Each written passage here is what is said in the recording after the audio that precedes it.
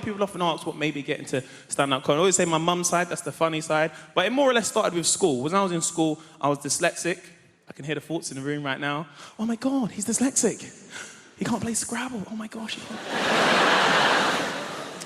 I think where comedy started for me, because I was a bit of a class clown, you know, and the thing is when you're dyslexic, it's not that you can't read or you can't write. For every child, it's always different. For myself, it was always my concentration would affect my education. Like, let's say, for example, I'm talking, let's say me and you are friends, bro. We're not being destructive, though, to the class. But everybody in this room remembers that one particular old teacher. She's like 172 or some stuff like that, yeah?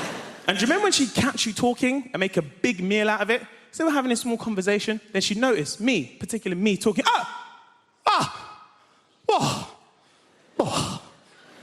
ghastly. We've got a conversation over here. Yes, children, we've got a conversation over here. No, stand up.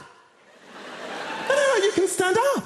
Do you remember someone would try and defend it for you? Actually, do you remember what you actually say to her as a reply? But miss, I'm not even doing anything. Do you remember when teachers just lost it for a little bit? That's right, you're doing nothing. Now stand up.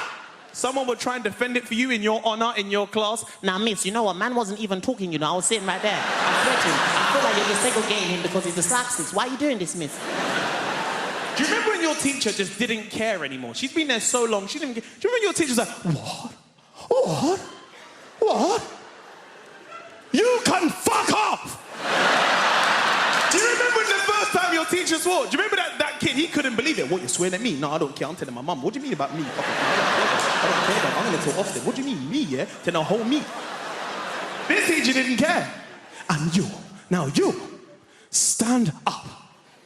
So I stood in front of the whole class. You know, I was in a science lesson. So one teacher said to me, so Mr. Mo, Mr. Mo, being as you like to talk. No, because you like to talk. You ever seen when teachers get so passive-aggressive, they laugh, but nothing's funny? Mr. Mo, no, you like to talk. You think it's MSN or something like this, don't you? Yes. So, being as you like to talk, yeah, you can tell everybody in this lesson, yes? Yeah, no, because you're a talker. You're going to be a teacher one day, aren't you? You can tell everybody in this lesson what osmosis is. Huh? What is osmosis? So I was like, osmosis. So I was like, well, osmosis is actually the process where a high concentration goes into a low concentration. A bit like if I put potatoes in water, they expand with weight and density. Anyway, what I was saying before getting really interrupted, basically like...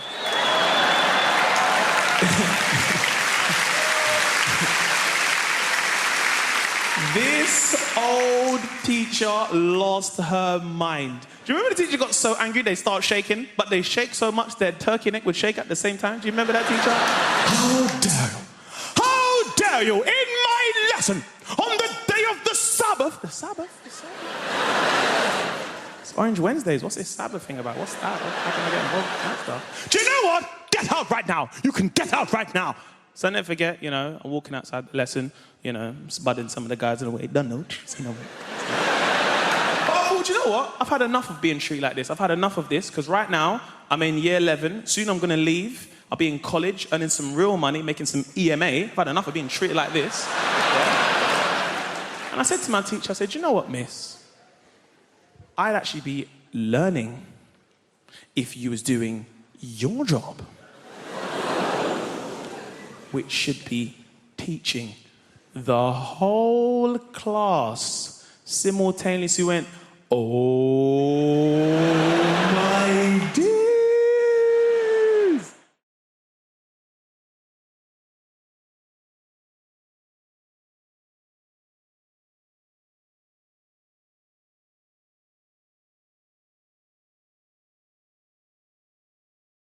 I love this show because it's the only one on TV with no vampires in it. Honestly, everything's got vampires now. All I know is if my daughter and me were vampires, it'd be exactly the same. I'd be texting her at 5 o'clock in the morning, where are you?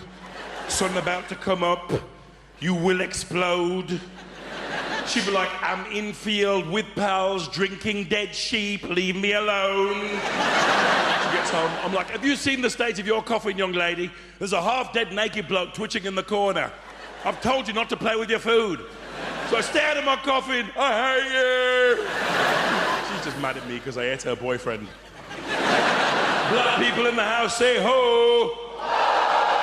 Wow, it's like a two-pack convention. Brixton's empty.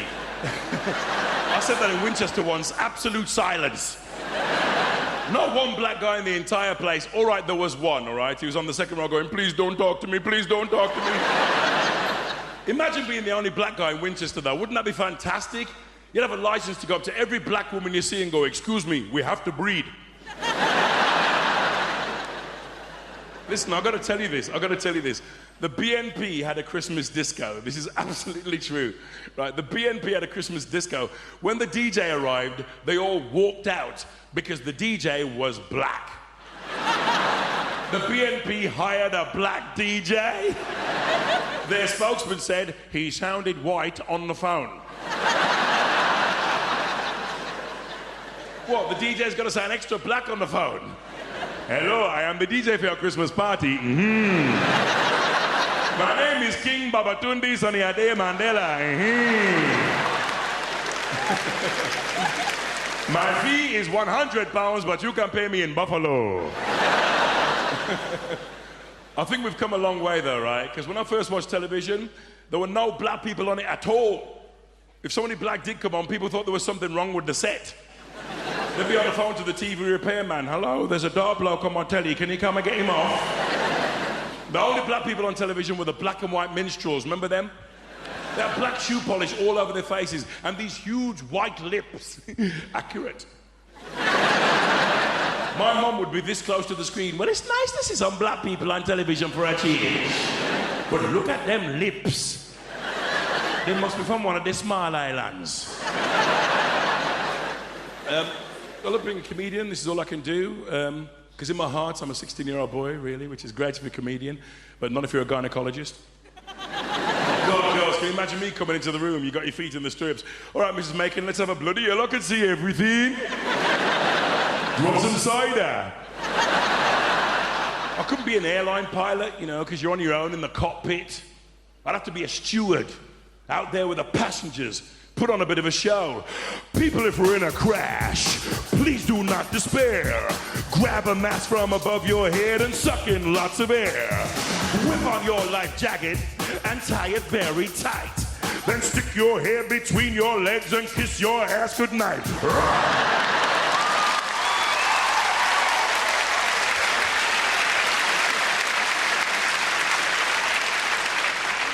Actually, do you know what?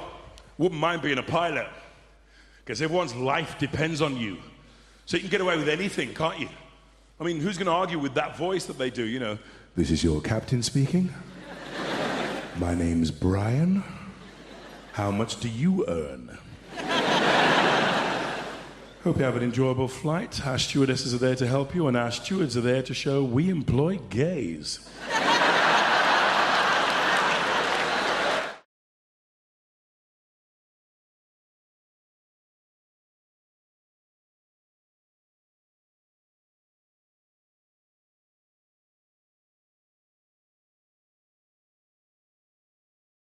But we've moved now. We've moved to a place called Pinner. We only moved to Pinner because the estate agent said to us, he said, oh, Pinner is a lovely part of West London. West London. We get Welsh telly. It's not London, but it is very nice. One of the things I like about where we live is it's very multicultural. I think that's one of the brilliant things about London. I think multiculturalism is something we really have to fight for. Like the school my kids go to, it was very easy to pick a school for my kids because obviously we just picked the one with the highest ceilings. But the school they go to, it's a really nice school and it's very diverse. Like we have a mum's night out once a month and all the mums from the school go and there are women there from every economic background, every race, every religion. And we have a fantastic time, and the Muslim mums drive us home. I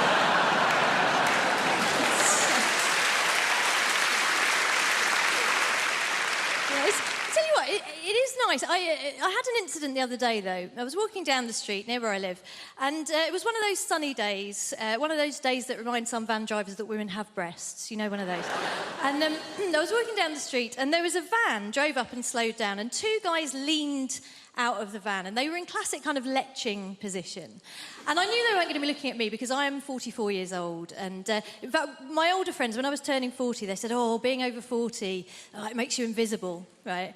And I have found, yes, that is true, but the brilliant thing is it mostly makes you invisible to dickheads. So it's not really a problem, it's a superpower, if anything. So I'm walking down the street, these two guys are leaning out of this van, and I see they're leching, but they're looking past me at a younger woman, a woman in her 20s, who is walking alongside me. And these guys do the classic thing. They lean out of the van and they gave this woman a very detailed appraisal of her anatomy. You know, they covered all the main areas in bullet-pointed form, very thorough. And then they went on to suggest what I can only describe as a smorgasbord of activities they felt they would enjoy indulging in with her, were they not under pressure of time to get to the next plumbing job. So they did all this and they drove off. And naturally, I turned to this woman and I said, oh my gosh, are you okay? That was horrific. And she said, no, I'm fine. It happens all the time. And I thought, yeah, it does when you're in your 20s, doesn't it? And we were chatting about how silly it was as we walked down the street. And then we got further down the road and the traffic had slowed down and this van had come to a stop. And I think a few years ago I would have just left it, said nothing. But this year I thought, you know what, if I'm going to be invisible, you know who else is invisible? Ninjas. I'm going to be a bloody middle-aged ninja. I'm going to strike, right? So I went up to the van and I just leaned in and I said, oh, hi, guys. Listen, sorry to bother you. I just wanted to say thank you so much for what you did back there, because my son here has been undergoing a very difficult gender reassignment.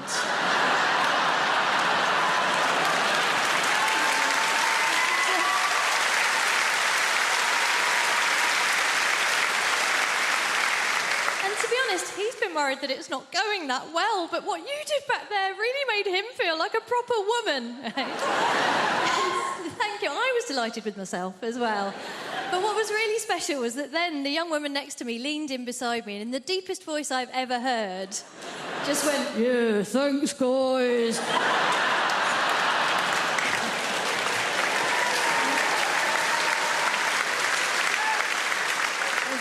It was a beautiful moment. Obviously, it wasn't perfect. The only thing that could have made it perfect would have been if the guys in the van had said, actually, if your child is undergoing a gender reassignment, it's incredibly insensitive of you still to be referring to her using the male pronoun.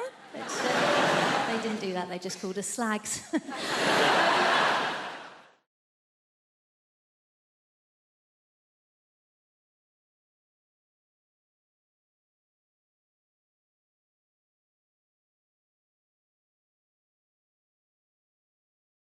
It was lovely the way I was introduced there. It's really nice to be introduced. It's a really nice thing to get used to in a new job, when somebody says your name and people clap and cheer.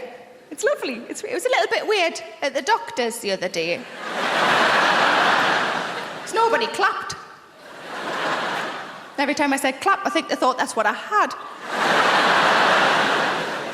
But I decided in January, I think a lot of people do this in January, decided in January to try to sort of better myself. I'm not really bothered about losing weight, but I quite like the idea of getting fit, so I thought I'd get myself an exercise DVD. Now, you know when your partner goes shopping and they say, do you want anything? And you're supposed to say no, but instead you give them a list.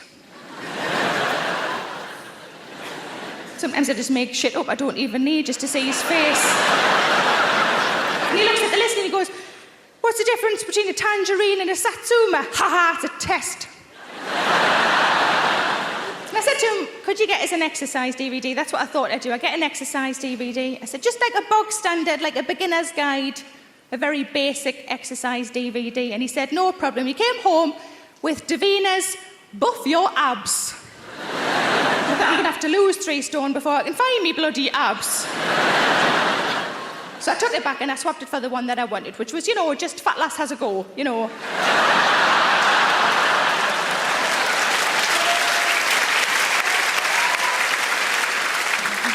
Or the sequel, Fat Lass Tries Again. And I watched the first few minutes, and you know how it's always a celebrity and a trainer, isn't it? Because a celebrity sells the DVDs and the trainer knows what they're doing. And in the first few minutes, they were both laughing at nothing. It was very unnerving. And the trainer said to the celebrity, why don't you tell the viewers at home what weight you were when you started this regime? The celebrity went, when I started this regime, I was 10 stone.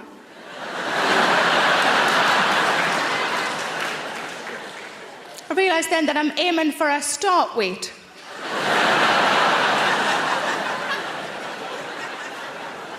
But I like to eat. Is that so bad? I like to eat. Sometimes I think I've got a tapeworm, but that it's just full. But I'm trying to eat more healthily. I had an apple the other day. Thank you. I put it in my handbag on an optimistic Monday. And by the Thursday, there weren't any Kit Kats left. And I was starving. I thought, I'm going to have to find it. So I looked around in my handbag. And I found it. It was prematurely bruised and battered. It had pen on it.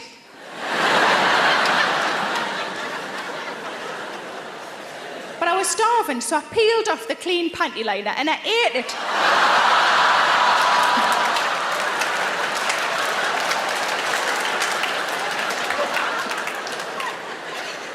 And it was all right. It was all right.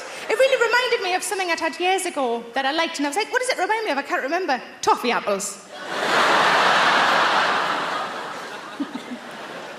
I've got a good relationship with me mum.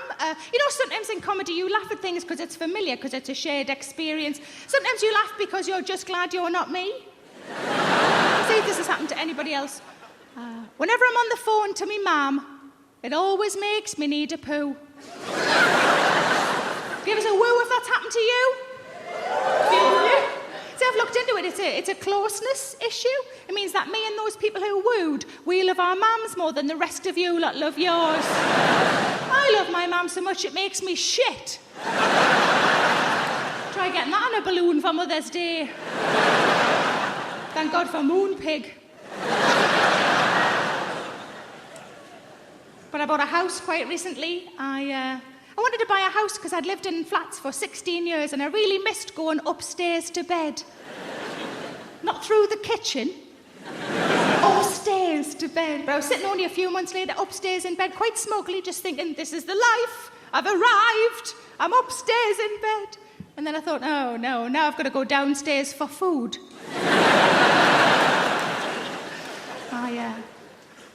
What I really wanted, my parents have both always lived near a park, and I'd always been able to see a tree out of my bedroom window, so that became a priority. When I was house hunting, I wanted to be able to see a tree out of my bedroom window.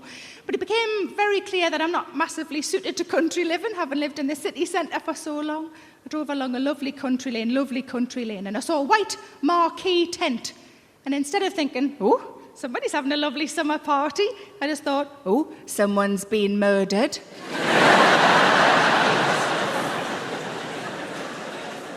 But I found a house that I liked and I got a survey done. The survey came back and it meant nothing to me at all. But luckily I've got a friend who's a builder and he said, let me have a look at it, and I put it into layman's terms. I said, smashing. And it gives a cheer if you own your own home. It gives a cheer if you rent. See, up to this point I'd only ever rented, and I think there are phrases that mean nothing to those of us who rent that the rest of you understand, because my friend the builder said, there is one thing you will need. I said, oh yeah, what's that? He said, you'll need a damp-proof course. And I genuinely said, I haven't got time to go to college. But one of the things the house that I bought did have is a log burner. I've never had a log burner before. I got quite excited by the log burner. Not as excited as my fella did. He went, oh my God, we'll be able to get a toasting fork. We'll be able to toast things. And I thought, he does know I've got a toaster, doesn't he? But he went off to work. I went straight out and bought a toasting fork. I was too excited. I came back in with it. I grabbed a loaf of bread and I thought, I'm just going to sit in front and work my way through. Bloody love toast. Couldn't get it to work. I rang him and I said, I can't get it to work. He said, how can it not work? It's fire and bread. How can it not work? So I told him what I'd been doing. Turns out I should have had the little door open. I might as well have been lying slices of bread on top of my radiator. But when I moved, I had bits and bobs of furniture. Not much, but I had some stuff, and I was trying to work out what would best go where. And I said to me fella, God, I wish I had a tape measure. He said, what do you need a tape measure for? I said, I just want to know if that unit will fit in that alcove. He said, well, I'll sort that out for you. I said, have you got a tape measure? He said, no, it's just, I'm good at that sort of thing. I said, what do you mean? He says, just an instinct I've got. And first of all, I thought, rubbish. And then I thought, let's have a look. And I thought, this is quite a manly thing to be able to do. If he can do this, maybe we'll see what else slots where. So I said, go on, then do it. And this is what he did. It went exactly like this.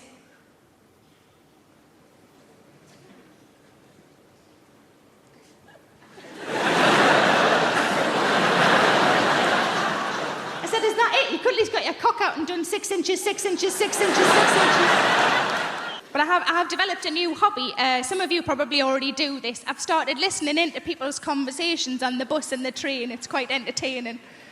And I was listening not long ago to 2 old ladies, and they were talking about what they would do if they were men for a day. And I thought, this is going to be brilliant, because pensioners are, by definition, bonkers. But I went out to lunch with a couple of my friends, and I thought, well, I'll ask them the same question. So my first friend, I said, what would you do if you're a man for a day? And without even thinking, she just went, I'd have a wank. Sounded like she needed to. She sounded awfully tense.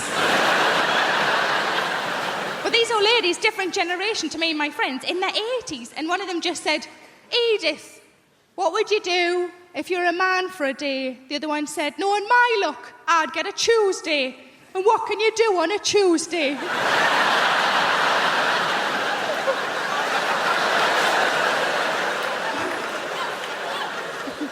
My second friend, I said, what would you do if you're a man for a day? She just said, I just do everything. And I thought she meant like in a sexual way. And I said, is that what you mean? Like you just do everything? And I said, is that what you mean? She went, no, just all the little jobs round the house.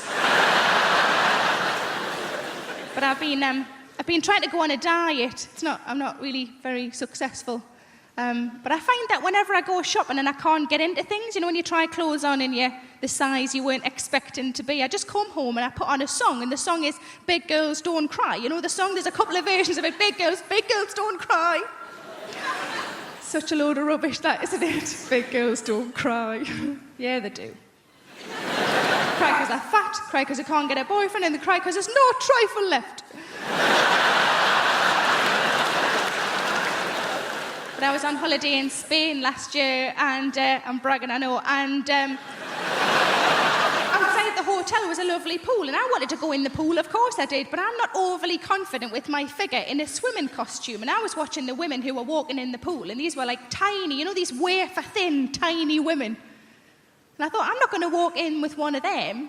If I walk in with one of them, people are going to think I've bloody eaten one.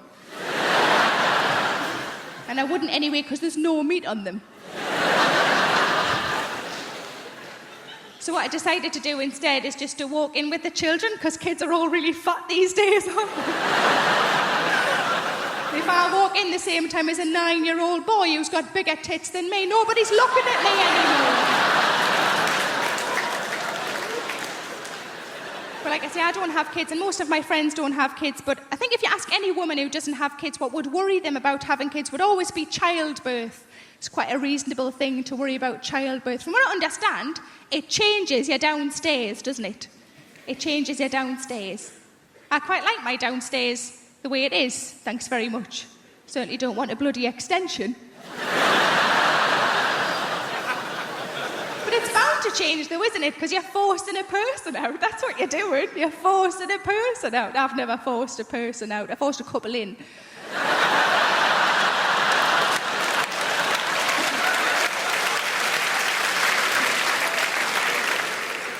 With a shoehorn.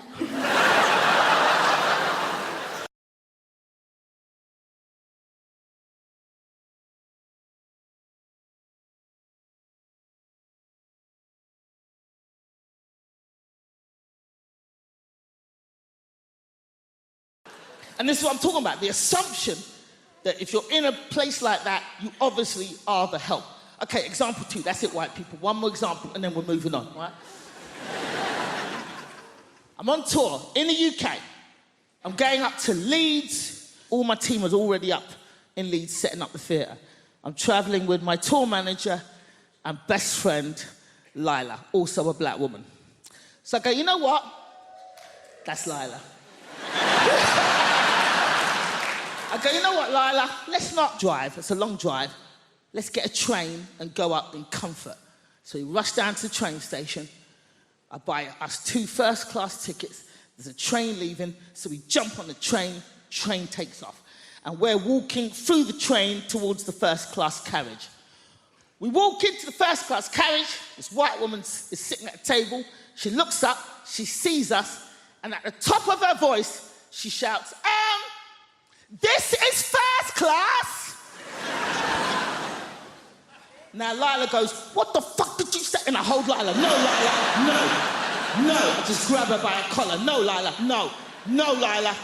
No, Lila, no. No. Watch me humiliate this bitch just with my mouth. Come back.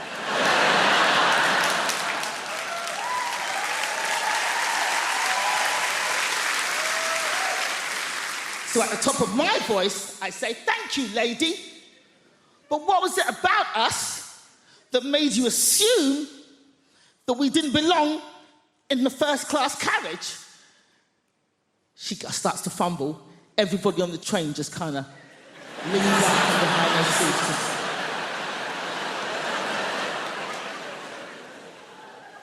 And she gets flustered. She's like... And then all she could think of was like, I thought you were lost. And I was like, how'd you get lost on a moving train going in one direction, bitch? How? Now, this woman was not alone. She was with her husband. Her husband was sitting opposite her at the table, same table. But we did not see her husband's face for this entire confrontation because the entire time he was hidden behind the newspaper, just... His hands never came down. All we saw were his knuckles just gripping that paper. And they were in their 60s. So they'd obviously been married a long time, and he's behind that newspaper going, ah!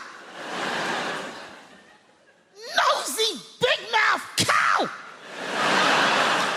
30 years we've been married, and every day of those 30 years I've said, mind your own fucking business!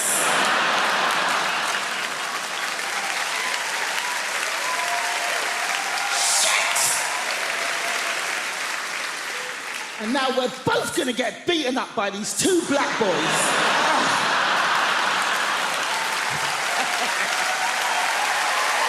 I'm gonna explain the concept and naked attraction to you, and you're gonna think to yourself, Suze, previous to your gig tonight, did you nip outside and smoke some crack? Because that's how mental it is. Right, Emma, a girl walks out on stage, she's like, I'm looking for a boyfriend. And the host goes, brilliant, we've got 6 naked men in tubes behind. Then the host says to the girl, what are you looking for? And the girl will always do the same thing. She'll go, oh my God, you've really put me on the spot. And you think, no, you chose to come on this show, moron. She goes, well, I guess I'm looking for a boyfriend, but also a friend. I really like going to European city breaks, maybe someone that likes travel. And I really like music gigs as well, so maybe someone that likes music. And I guess if I'm being really honest, what I'm looking for is love. And the host goes, brilliant, let's see if you can find love by judging dongs. Okay?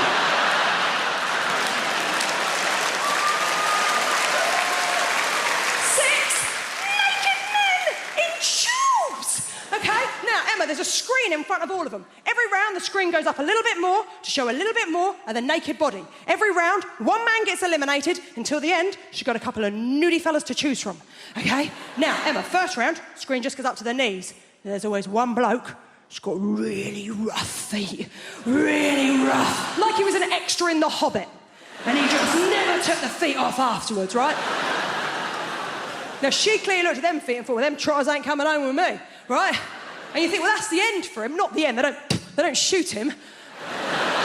You think it's the end of the show for him, but it's not. It's not the end of the show, because he then has the indignity of the screen going the whole way up, so you see his penis and his face. Then he has the most awkward moment in television where he steps out of his tube, walks over to her and gives her the most uncomfortable hug you have ever seen. Well, you can tell all he is thinking is, don't touch the lady with your dick. Whatever you do, don't touch the stranger with your dick. And then his sad little ass walks off stage. Now,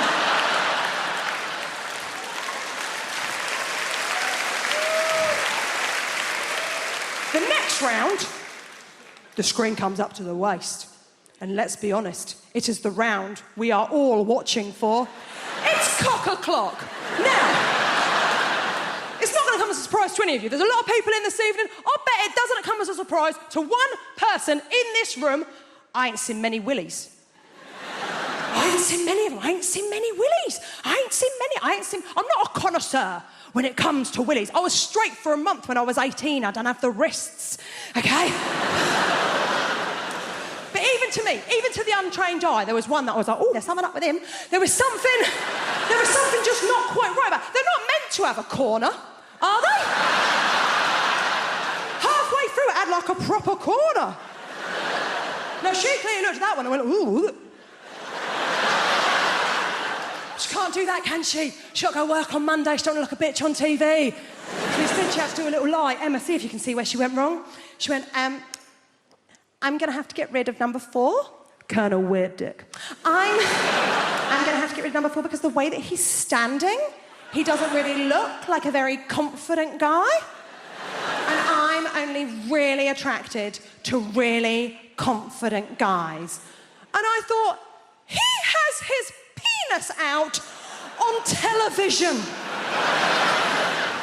How much more confident would you like this twat to be? Oh, I want to be in a relationship. I want to try edible pants. You can't edible solo, they don't let you. I'm absolutely fascinated by them. Here's why. It must be someone's job to keep edible pants from being too delicious. Because they've got to be okay in context, but there's a team of scientists that's working day in, day out to make sure that none of us start craving them. Struggle being single. I'm a pick-me girl. Do you guys know what that is? A pick-me girl is a type of woman who's like me. I'm not like the other girls. Why? Because I like live music. Shackle me. I do like live music. Like sometimes I wonder if anyone's gone to see the band Placebo thinking it was The Cure. So I do think about that stuff.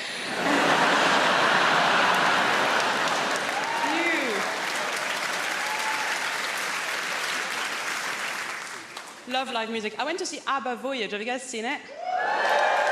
ABBA Voyage, if you haven't seen it, it's incredible. It's ABBA. They've got holograms now. But just before going into ABBA Voyage, I found out a little bit of industry gossip, and I'm going to share it with you because I was pissed off. ABBA, the band, they're not even dead.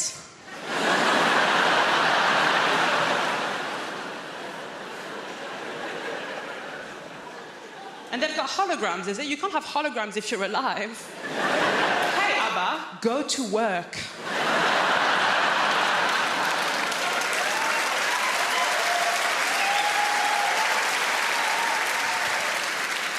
ABBA Voyage, it's amazing. From start to finish, it's them at their best. They were 28 years old when they recorded it. Start to finish, them at their best. A bit like this. So, ABBA Voyage, at the end of ABBA Voyage, sometimes the real ABBA, they come out. But the problem is that at this point in your life, you've only known them as hot 28-year-olds. So when 76-year-old ABBA comes out, it doesn't look good. It doesn't look like them. It looks like their parents have come to pick them up. I am a pick-me girl. I lie about my interests constantly, I do. My new thing now is I pretend to like football. Now, I want to like football. I really do. I really respect it as a sport. My problem is too much of it has happened. And no one will let me catch up. Like, everyone needs to stop playing for like 5 years, and then I'll start casual, season 1, episode 1. Now, the real reason I'm trying to get into football is because, basically, I met this guy. Thank you. And, oh my God. So he told me that he could have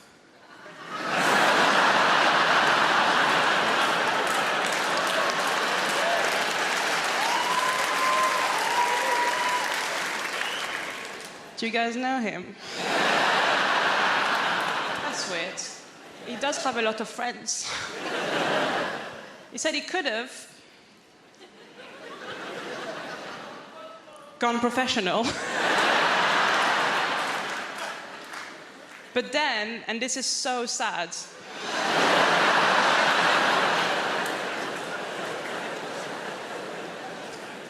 just before the trials,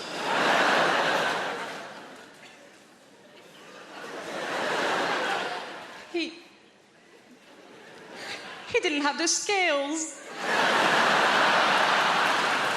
He didn't have the skills, the work ethic, or the natural talent. So close. I was such a fat kid. My mother used to buy bathing suits with blowholes in them. It was just... But my parents... I don't want to go into my childhood here because it's wrong. My parents hated me, okay? We're all going to hear the story, aren't we? My parents hated me too.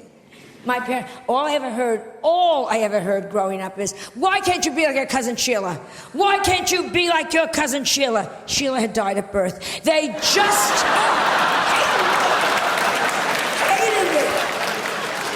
Whenever we would go, like, in front of a street, each parent would take my hand, hold our hand, we're crossing the street, and then they'd swing me into the traffic. They used to say, take candy from strangers. Ask the funny man in the raincoat, does he own a van? It's just... No, I had a very bad childhood, and that's because, and I'm sure none of you give a damn, but I was the only Jewish kid, this is the absolute truth, growing up in an all-Catholic neighborhood. You know what that's? The Irish people. Only Jewish kid in a Catholic neighborhood. You know what that's like? You were all doing Hail Marys, I was doing Hail Murrays. I mean, it was just... No Christmas tree? No Christmas tree. Do you know what that's like when you're the only kid without a Christmas? Because everybody has Christmas trees. And nowadays, it's like, well, we do it for all faiths. That's such bullshit. Yeah, we walk into an office building, and there's a Christmas tree, and there's a menorah. Bullshit. The Christmas tree goes up, up, up, up, up, up, up, up, up, up, up. There's like a little shitty menorah with 2 orange lights that some angry Puerto Ricans lit backwards. I mean, yes. Juan, you lit those lights backwards. Fuck you, you killed our Lord. I mean, it is just... So, I'm at the age where I figure, screw it, I'm gonna have a Christmas tree. I got the biggest Christmas tree I got a 2-story high Christmas tree. I put everything you could think of on that. Up, up, up, up, up, gorgeous, gorgeous, gorgeous. On the bottom, I got the manger. I got the whole goddamn thing going there. The wise men, the sheep. The only thing is, I have the baby, but I'm Jewish. I got him a nanny. It was just, oh yes. And I redressed Mary. She didn't look good. That stupid thing over her head, come on. I put her in a Chanel suit, Manolo Blahniks, and a Louis Vuitton pocketbook. You're the mother of God. Look it. It is just... Am I wrong? If she had looked like that, she would have gotten into the inn. Yes.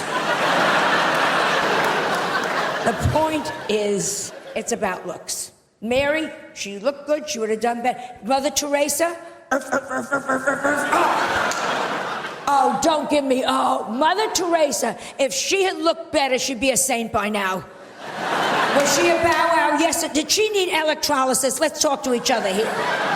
Even lepers were throwing their fingers at her. Here, get away. Because it is all about looks. This is my message, Great Britain. This is my message. Looks count. Education... Looks count. I have no sex appeal, and it has screwed me up for life. Peeping Toms look in my window, pull down the shade. You have no idea. My gynecologist examines me by telephone. It is just... So I came to Britain in the early 80s. We were refugees long before it became fashionable. But my favourite immigrants are Polish people because they've properly confused old-fashioned racists. Have you seen them? They don't know what to do. What do we do? What do we say? They're immigrants, but they're white. I heard this one bloke go, bloody Poles coming over here with their work ethic. Which isn't very politically correct, and I try so hard to be politically correct. Sometimes I take it too far. I was at a party recently, and I said to my friend, have you met Steve? He's a really nice guy. My friend goes, which one's Steve? Steve was the only black guy in the room. I found myself going, Steve, yeah, he's over there. He's got blue jeans on, a grey T-shirt, sort of curly hair, and a Nigerian accent.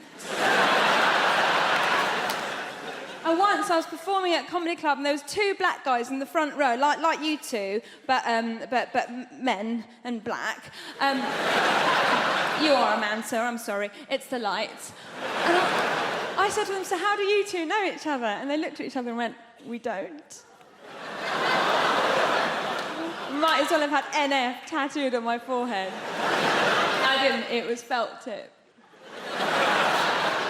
I like friendly. A little bit of friendly racism is nice. When I was a little girl, I used to always go to my friend Katie's house, and every time her dad opened the door, he'd go, hello, Shappy, been on holiday?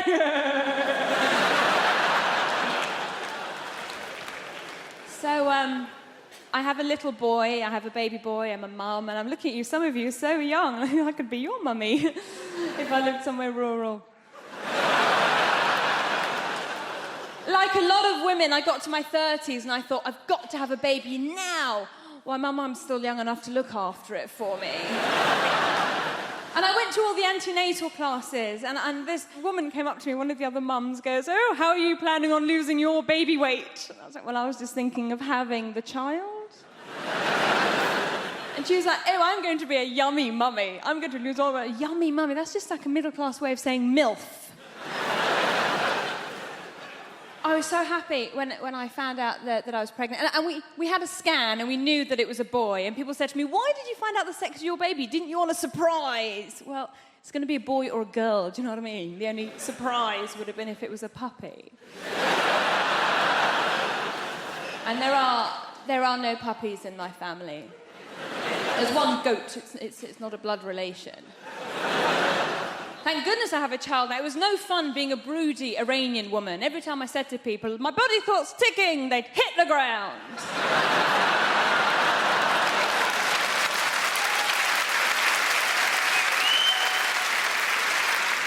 So with all that going on, when I did find out I was pregnant, I was so delighted. I thought, I am going to fill this child's life up with love and hope and understanding. My husband's reaction was slightly different. He walked around going, woohoo! My soldiers worked! Easy! It's not his. Oh, the fuss he made when he found out I was cheating on him. Only child. Can't share. My husband's English, he's from Nottingham, and a lot of people ask me if my husband's Iranian. And I go, well, he's not, he's English, but he's planning to convert. His family are absolutely lovely, and when they first met me, they kept going, oh, Shappy's so exotic, she's so exotic, which means foreign, but not in a way that we hate.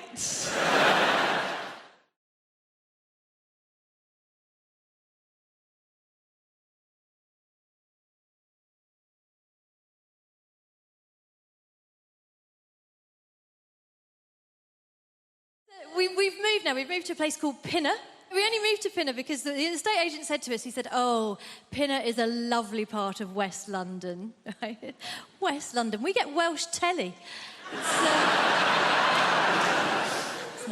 It's not London, but it is very nice. One of the things I like about where we live is it's very multicultural. I think that's one of the brilliant things about London. I think multiculturalism is something we really have to fight for. Like the school my kids go to, it was very easy to pick a school for my kids because obviously we just picked the one with the highest ceilings. But the school they go to, it's a really nice school and it's very diverse. Like we have a mum's night out once a month and all the mums from the school go and there are women there from every economic background, every race, every religion. And we have a fantastic time, and the Muslim mums drive us home.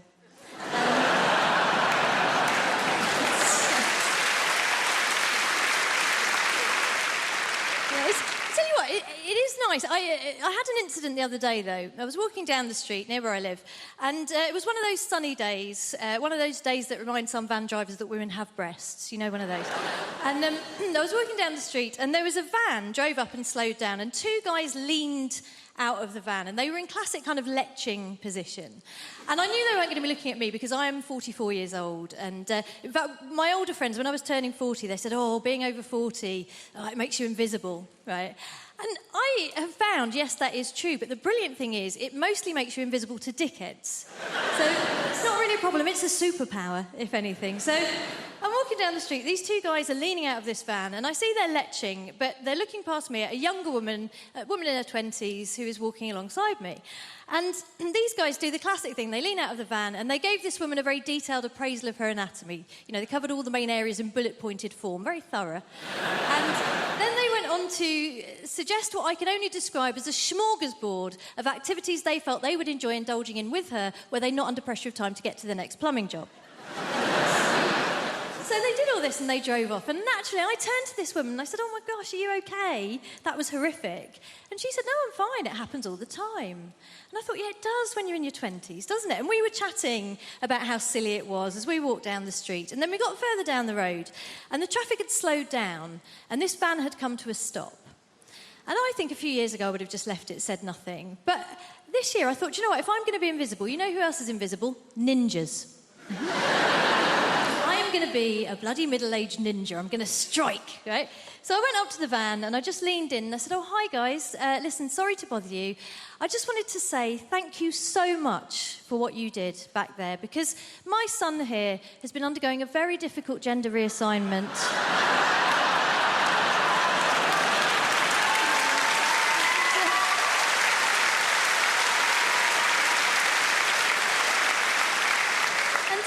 He's been worried that it's not going that well, but what you did back there really made him feel like a proper woman.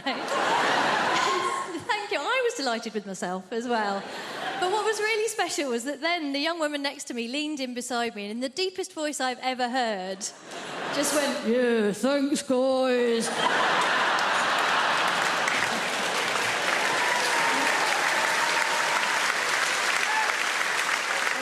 It was a beautiful moment. Obviously, it wasn't perfect. The only thing that could have made it perfect would have been if the guys in the van had said, "Actually, if your child is undergoing a gender reassignment, it's incredibly insensitive of you still to be referring to her using the male pronoun." They didn't do that. They just called us slags. I get concerned about the message that we send, young women a lot on TV and, in the media, because right now we live at the height of materialism, where it's suggested to young girls especially that you can indulge the most depraved man as long as he's rich. This is evidenced by the franchise 50 Shades of Grey. Has everybody here seen 50 Shades of Grey or read it? Okay, some of you are shaking your heads. Fine. I will give you a quick plot summary of 50 Shades of Grey. I will be paraphrasing in this monologue, by the way. Is everybody ready? Yeah! Here is 50 Shades of Grey, abridged by Dame Baptiste.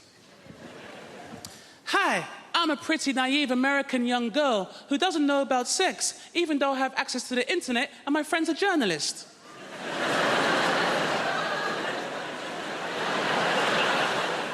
Mr. Grey, you seem so mysterious and rich. Can I interview you?" "That's right, baby. I am mysterious and I'm rich as hell. Can I put a pineapple in your ass?"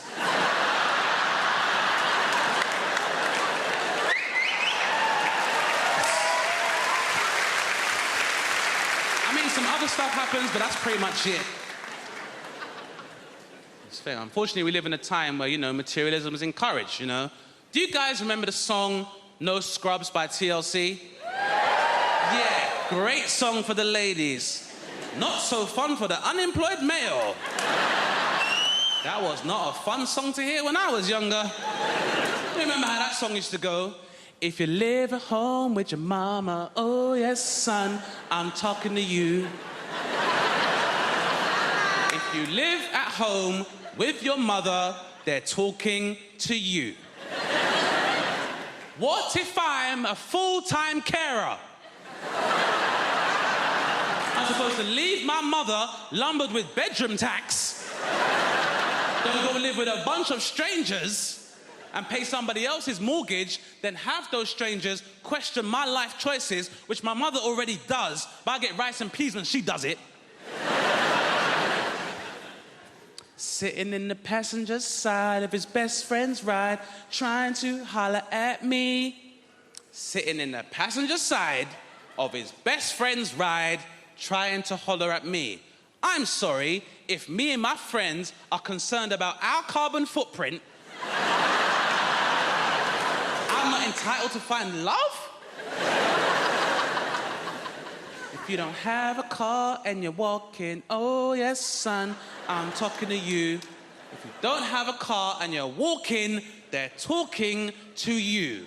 So we're supposed to leave our houses in 4 separate cars, knowing full well petrol prices are at £1.25 per litre in some stations. Then if you go into London, you're paying a congestion charge 4 times. If you're going out of London, you're paying a toll charge 4 times. Then wherever we get when we're going, then you got to pay a parking charge 4 times. And if we're all driving, then guess what we can't do? We can't drink, because when you all take separate cars, there's no designated driver, TLC. Which means when we finally do get to the club, because of all the traffic, because there's 4 cars adding to that traffic, we gotta drink water and sparkling water, then pay club prices for fruit juice. So I'm paying £7.25 for a cranberry juice, and we've been planning this night. The most TLC!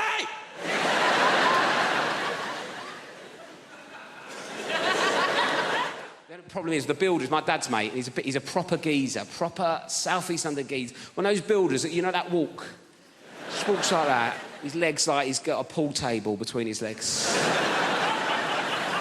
And he walks like that, and also he's got those really thin jogging bottoms. You know those like grey jogging bottoms that builders wear? I don't know where they get them from. They're so thin, and it just grabs onto anything that's there. It's just, I feel like I'm getting stared out by his knob and balls as he comes in. And sometimes it's weirder than him being naked. I don't know why. It feels more intrusive. He's like, hello, son, what we got here? I don't know. Everything's...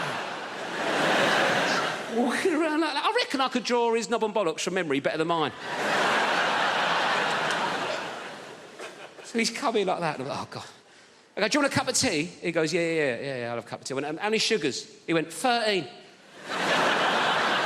That's not a cup of tea anymore, it's a pudding. That's an Angel Delight of a tea bag, innit? 13 sugars, I'll make sticking it in. It's about £3 worth of sugar. He's only come round for a quote, it's already cost me. I put 14 in to test him. Give it him. Went, it's a bit sweet, isn't it? You winding me up, you're on 13, you greedy bastard. Oh, type 2 Terry's come round and it's a bit sweet for him, is it? When are you going to do this job? I want it done before your foot comes off, all right?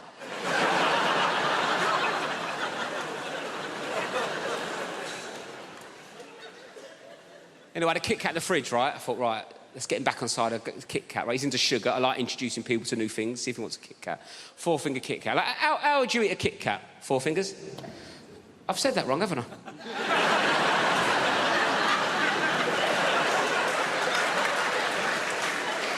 I thought you looked at me funny.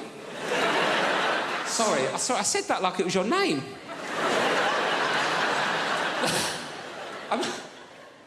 I meant to say... I don't know what I meant to say. I meant to how would you eat a 4-finger Kit Kat? But I went, how'd you eat a Kit Kat? 4 fingers.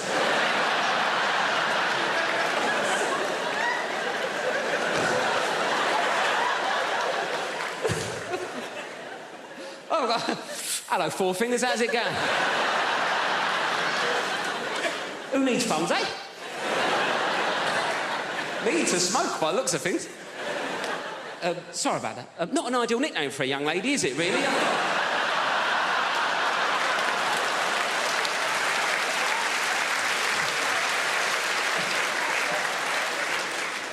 So what would you do? 1 finger at a time? Is that what you'd...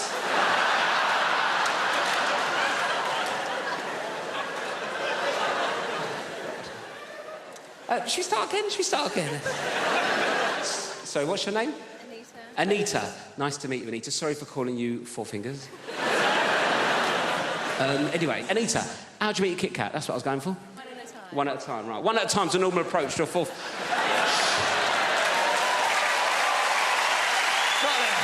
Yes. Anyway, 1 at a time's a normal approach to a 4-finger Kit Kat, isn't it, right? I gave this builder a 4-finger Kit Kat. He picked it up, put the whole thing in his mouth at once. Bit into it like he was eating a bun. Dirty ogre sugar bitch. What kind of animal is one popping a four-finger Kit Kat? I said, what do you want? He goes, I want a cat. And I said, a cat? Nah, I'm not going to buy you a cat. No one gets a pet for Christmas.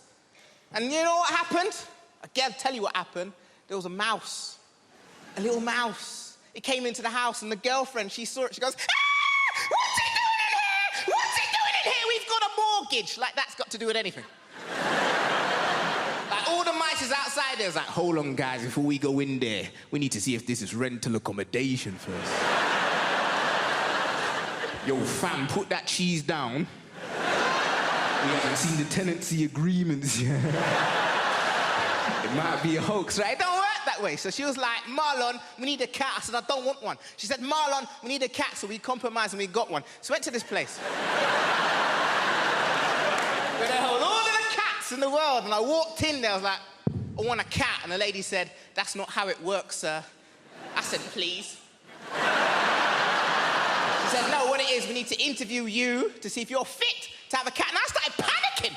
At this point, I said, listen, right, lady, right, listen, right, between me and you, I've got a son. I said, human being, 8 years old, and he's not dead. And she looked at me, she was like, yeah, you can have a cat. She brought us up the stairs, man. When she brought us up the stairs, I've never seen so much cats before in my life. There was more cats than people in this room right now, right? And they were there, different shapes, different sizes. And my girlfriend, she got drawn to one cat, which was like blue and grey. I've never seen a cat like this before, a blue and grey cat, and his whiskers were out, and the tail was up, and she walked over to the cubicle where the little cat was, and she put her hand right up against it, and the cat came along, and he put his paw there. And it was like they were touching. And she was like, I want that cat. And the lady said, no. She said, why? She said, well, that cat, it can't live with children. And my girlfriend looked at me like to say, fuck the kid. I want that cat.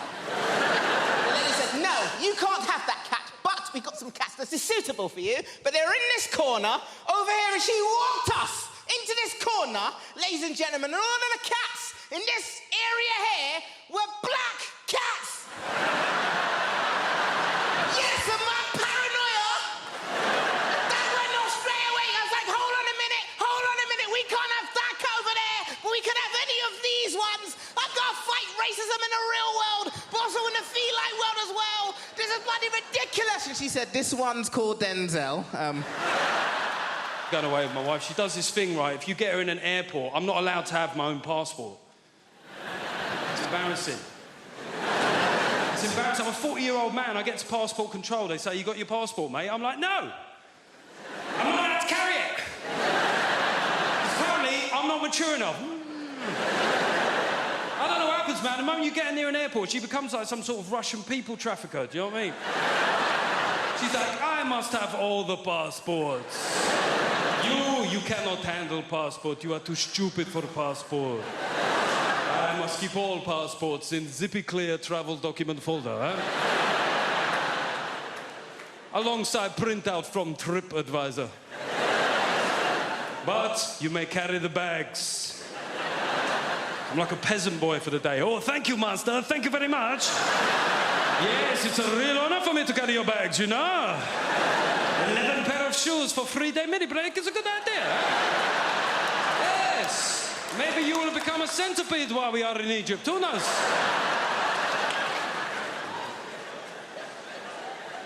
I went to a stag do recently. I went to the Munich Beer Festival. Has anybody here been to the Munich Beer Fest? Seemingly everybody. How many days did you go for, mate? No days. Got deported on arrival. We went for 7 days. We got there on a Monday, right? We had 6 straight days drinking, Monday through Saturday. And on the Sunday, we said, we've got to do something different, right? So we went to Dachau concentration camp. Yeah. It was a weird shout. There's no getting away from it. Could have gone go-karting. I said, no, let's do some World War II here. It took a long time to get there, and when we got there, it was shut. Now, yeah, it felt inconvenient. However, given the wider backdrop of historical suffering, I didn't necessarily think that my inconvenience was that big a deal, right? So I just thought I'll take it on the chin. But we had a mate of us called Tim, and Tim started popping off at the German security guard. He said, mate, it's a Sunday, yeah? It's a big tourist day. It's outrageous that it's shut. I said, to be fair, it's outrageous that it was ever open, you know what I mean? It's not...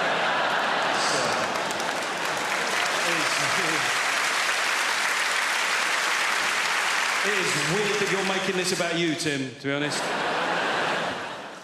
People say dumb things, though, don't they? I was having a beer with my mate Wayne the other day, and Wayne likes to tell you where he was on the occasion of big historical news events that happened within our lifetime, right? So I mentioned 9/11, and Wayne went, 9/11, remember where I was that day? I was like, don't care where you were. I don't see how it's relevant. I don't see how your whereabouts on that fateful, terrible day will form some sort of meaningful historical footnote, Wayne. I'm being honest here.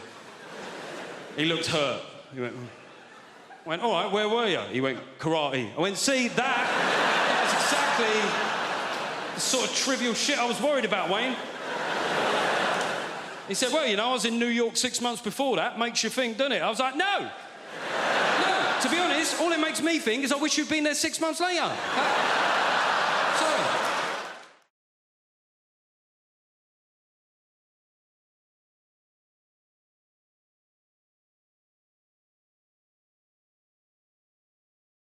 I grew up in Dudley, in the West Midlands. Yeah, a lot of people grow up there because that's the only thing there is to do. What are you doing? Growing.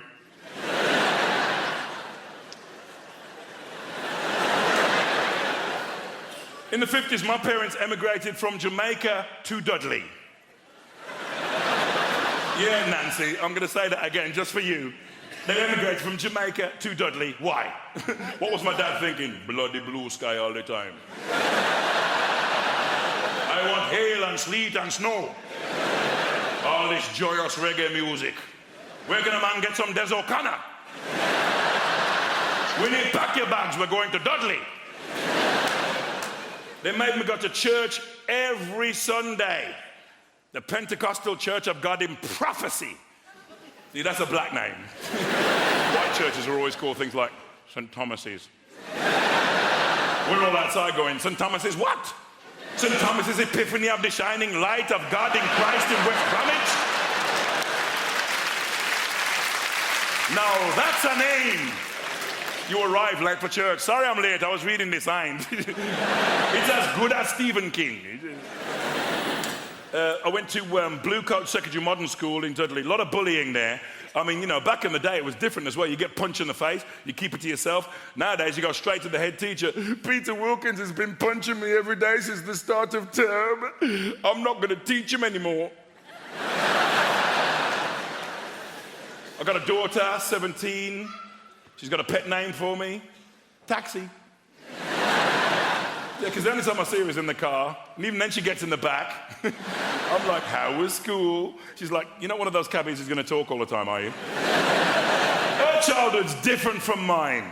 I mean, you know, when I was a kid, it felt like everybody in Dudley had permission to beat me. It wasn't just my mum. You know, I'd be mucking about in the street, suddenly, bam! Mrs. Fearon from number 14 slapped me around the face. Then she'd drag me to my house and tell my mum, Mrs. Henry, I saw Len misbehaving in the street, so I beat him for you. Do you know what my mother said to this woman? Thank you very much. I have 6 other children, help yourself anytime. We made a documentary in Dudley about my mum last year. My brother Paul said this on camera, no word of a lie. Len, when mum used to beat you, we used to think it was really funny. Bastards! Where's the solidarity in that? I'm getting my arse tore up, they're eating popcorn, they've pulled up chairs. Oh, it's not as funny as last week. Mom, work the ribs now, work the ribs. Mom, Ali Shuffle, remember? Ali, Boombaye. Mom, like Popeye, remember? Fabida, fabida, fabida, fabida, fabida. When Mom used to beat me, she always said the same thing. I'm not doing this for me, it's for your own good. What parents are insane? I'm not doing this for me, it's for your own good. All the white people, what kind of parenting is that? Lamar's like, yeah, me too. Oh, man. You know what I'd like to see on television? Jamaican Super Nanny. Beat him if it's been bad, beat him if it's been good. Beat him to show how much you love him. Beat him till your arms hurt so much. You have to beat him for making your arms hurt so much. She wouldn't mess about, would she? All right, no. This is what I call the naughty cheer. What's that for? You pick it up and you beat him with it. I'm not doing this for me, it's for your horn rocking good. I used to chase women quite a lot. Things were different back then, you know. It was like you had to go out on the hunt as a man back then. Back in the 70s, you had to put a nice splash of Paco Rabanne on. You stand there with your mates. There was no Facebook, none of this nonsense back then. You went in cold. You went in cold. You're there with your mates Friday night, you've had a couple of pints of lager, got your shirt ironed, jeans pressed. You say to your mates, look, I'm going to go and get them birds over. When I bring them back, don't mess it up. Walk over to them. Evening, ladies. I know it must have hurt when you fell from heaven. Maybe if I were friends and I could ease the pain by buying you a few drinks. No, fair enough. Come on, we're going. We're only coming here on lesbian night, aren't we?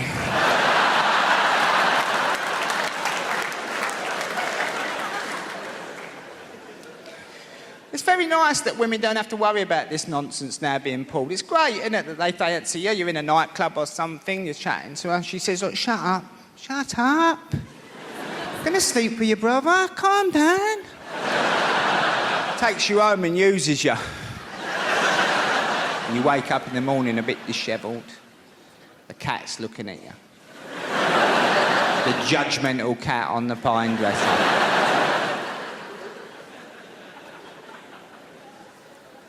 But the worst thing has happened in all the commotion. You've forgotten her name. Now, I'm a bit old-fashioned. I think if you chomped on someone's fanny, you should remember their name, you know what I mean? It's a little bit of a rule of mine.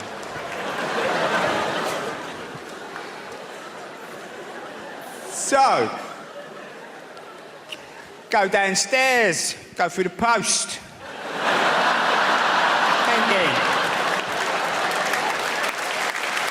I'm a thinker.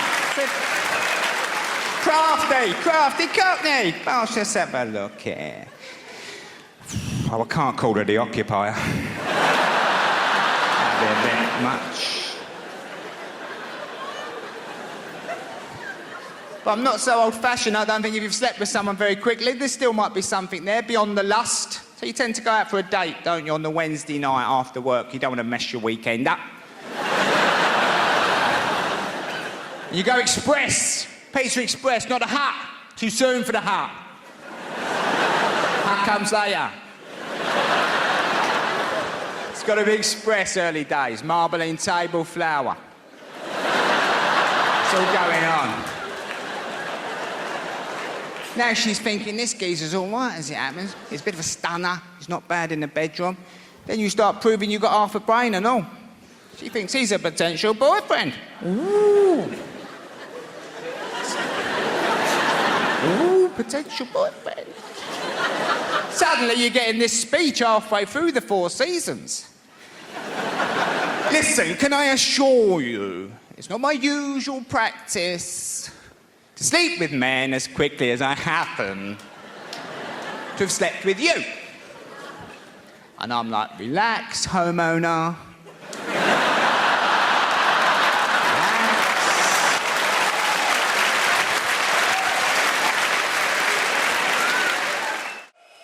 This is nice, isn't it? Yes. Is anyone here in their 40s? Is it? You're not in your 40s? Have you guys started walking like this yet?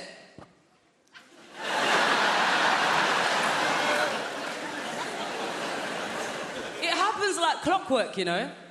It's mad. Like, I'll be walking around the co-op like I'm in an art gallery, just...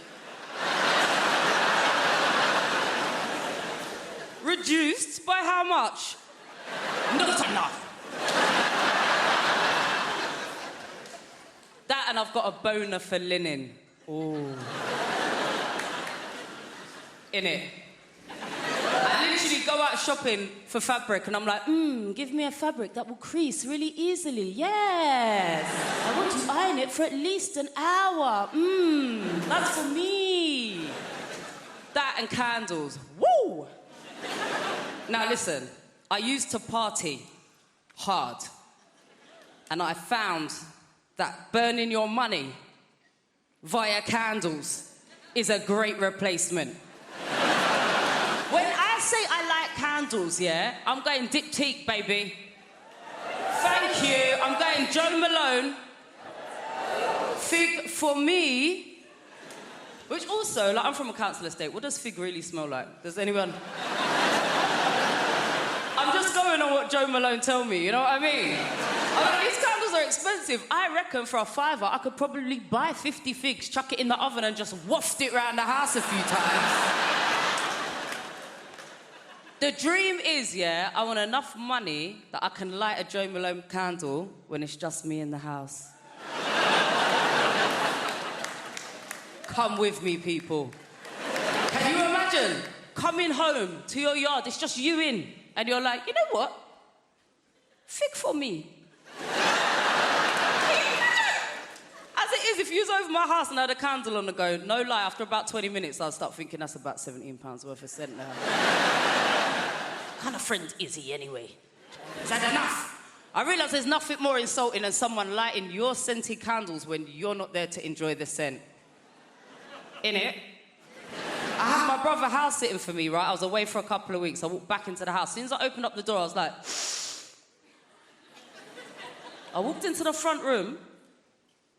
This guy is reclining on my sofa, lighting his spliff with my Joe Malone candle. The ash was falling into the wax. I was like, you all right? Yeah, you good? Now, we know as British people, when our voices go high like that, we mean the opposite, right? The higher our voices go, the less we're about it. You know what I mean? If someone's like, you coming to a party? You're like, yeah! What that means is, I'm not coming to your party, mate. So I said, you all right? What you doing? He's like, oh, it's just a bit of mood lighting, innit? So, IKEA tea light is mood lighting. That's not even it. It was a 3-wick candle. Only 1 wick was lit. Thank you. I sort of feel like if you've got enough money, you can sort of just pay somebody to diagnose away your shit personality. And I consider that money well spent, by the way. I would recommend it to you. Prick. No. I actually have bipolar disorder. That's why I've ruined your birthday. Poor me, actually.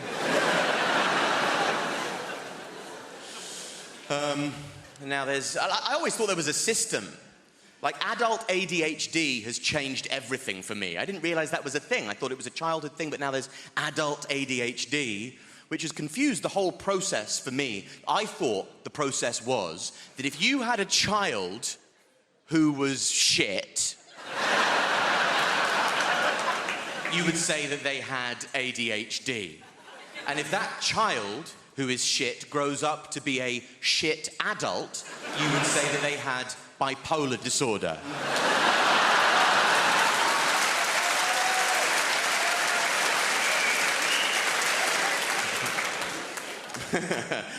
Footnote, I've been diagnosed with both, so don't write in, camera people.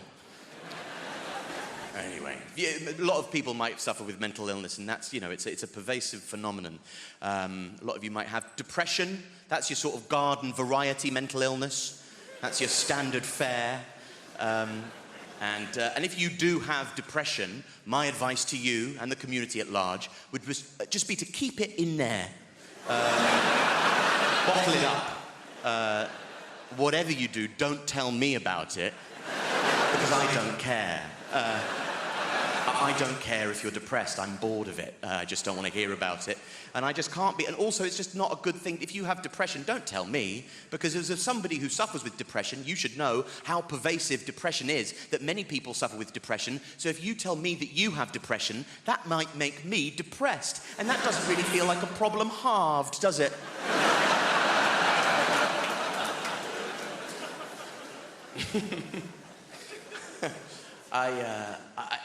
It doesn't. It's like, it's not, just don't tell me about it, you know? Depression is an economy based on resource scarcity. And what we've done now is we've flooded the market with depression, and it's lost all of its value, and I don't care if you're depressed.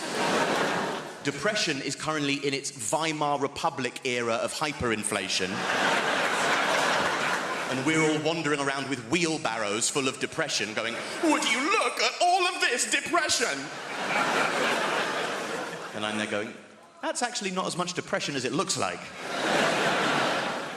That won't even get you a loaf of sympathy down the shops these days. My friend said to me recently, with the confidence of a man saying something new, that's lovely.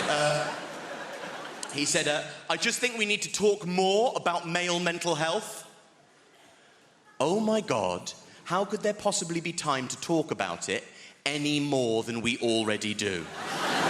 We are talking. I know that we all have different perspectives, different cultural backgrounds. I can see you, or feel you rather, like moving away from me. Okay? Let's all keep light-hearted about this. I don't want to have to say only joking, given the context of what this is, okay? When we first moved to our area, it was a bit shit, right? But it's got nice. It's got a little bit nicer. It's very slightly gentrified. So now, everyone that owns their property, they go on Rightmove every day for a little wank. Like, ooh, let's have a little look at what our house is worth. Ugh. Let's think of somewhere cheaper and put it in and see what we can get for it. Put it in somewhere shit, somewhere, I don't know, somewhere up north. Put that in. And then you're like, fucking hell, we could own Hull. It's disgusting. It's very vulgar. So, I've never lived anywhere nice before. It's been quite interesting watching it sort of change a little bit. Like, first off, there's little signs that you notice when a change is on the horizon. Like, first off, it's the availability of sourdough. Change a coming. And then it's the pub. It's always the pub. You've got to keep an eye on the pub. The pub changes. Like our old pub, it was a sort of working class pub. Old blokes in there, smoking roll-ups, buying and selling the odd gun, watching Sky Sports, right?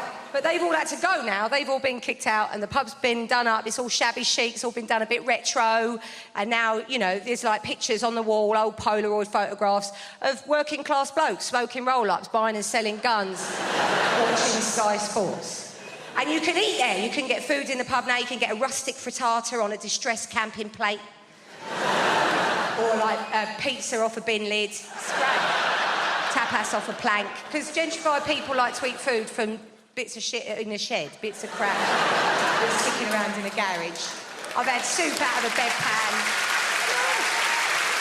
No. I like it. You have to get a tetanus after you've had a meal, but it's nice. And parenting at Christmas time, I worry about my parenting. I don't know if I'm that good at it. I get into rows. I row with my kids. You shouldn't row with kids, should you? It's really frowned at. I said to my friend, I row with my kids. And she said, what do you mean you row with them? You mean you, like, tell them off? I said, no, because that would suggest status, wouldn't it? That would imply I've got some power in our relationship. But I don't seem to have any power. We're in the supermarket recently, getting not all the shopping in. I'm quite harassed. I've got other things I need to be doing. One of them's like, no, we don't like pasta shells. We only like pasta bows. I'm like, it's the same. It's the same thing. All of the pastas are the same. The pipes and the bows and the shells and the twists. What are you looking at? I said, you don't give a toss about shape when it's chocolate, do you?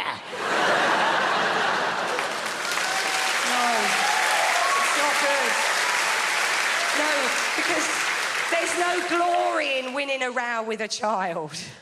Like, if you win a row with your mate, you then tell your other mate, don't you? And then you're like, and then I said, right? And then I said, you don't give a shit about shape when it's chocolate, do ya? And I said it to her face. It's like, oh, well done with your 6-year-old kid. Well done, Kel. And my son loves to play Snap. He loves to play Dinosaur Snap. And he hates to lose, because kids do, don't they? Kids hate losing games. You won't meet a kid that loses a game that's like, no, it's fine, best of 5, let's just go again. So I have to let him win, because I'm his mum and I love him in a sort of oppressive, cloying way. So I have to let him win. He'll lose at things later in life when I can't control that for him. But for this game of Snap, I can let him win, can't I? But it turns out that my reflexes aren't as sentimental as me. So a diplodocus goes down, and then another diplodocus, and before I quite know what's happening, I'm like, snap! Snap! Ha! We're here to talk about relationships. Let's crack straight on with the first slide. Making... Don't laugh at that. That's not meant to be funny, please. Let's not have another Folkestone on our hands, please. Making divorce work. Now, given that it is a rocky ride, an emotional roller coaster, I start off with a joke, ladies and gentlemen, just to loosen us up. Here it is. If you're going to get divorced, you have to be like the man in the toll booth. Why is that, Keith? Well, you have to be willing to accept, this is the joke, change. It's a zinger. When you divorce, there is sweeping change. Change is right across your life in every area. One of the first things to change is the locks. You may come... Please don't laugh at that, please. You may come home one day and find that your key no longer fits your wife's lock. Another man's key is fitting your wife's lock. And stop that! Stop it! Stop! I'm stamping on that. Riaz, with a Z, please. Stop it. It's not that sort of a show. Well, I mean, it's not a show, is it? It's a talk. But it's not smutty. So you may come home and find that your key no longer fits the lock. Good. Yes, it can. And it can be very difficult to tell why a relationship is going to go wrong. Why is that? Well, I think it's because at the beginning of any relationship, when two people get together, there's always a sense of what? Hammersmith, at the beginning of a relationship, a sense of... Pardon? Worry. No. Anyone else? At the beginning of a relationship, a sense of... Foreboding. Foreboding is the wrong answer. Lust, no. Uncertainty. There's always a sense of uncertainty. A feeling of will they, won't they? And there's no way of... Please, Hammersmith, take it seriously. We're talking about emotions. A sense of will they, won't they? And there's no... Hammersmith, I will walk off the stage, please. There's no way of predicting when a couple get together whether or not the relationship will work. Will it last a long time? No. Not a chance in hell. Will they stick together? No. Will the marriage endure? Yes. Lee and Leslie. Now, Lee and Leslie are a lesson to us all. They've made a marriage work. So why is it then that when they can make a marriage work, so many others can't? Paul Simon said, there are 50 ways to leave your lover. 1.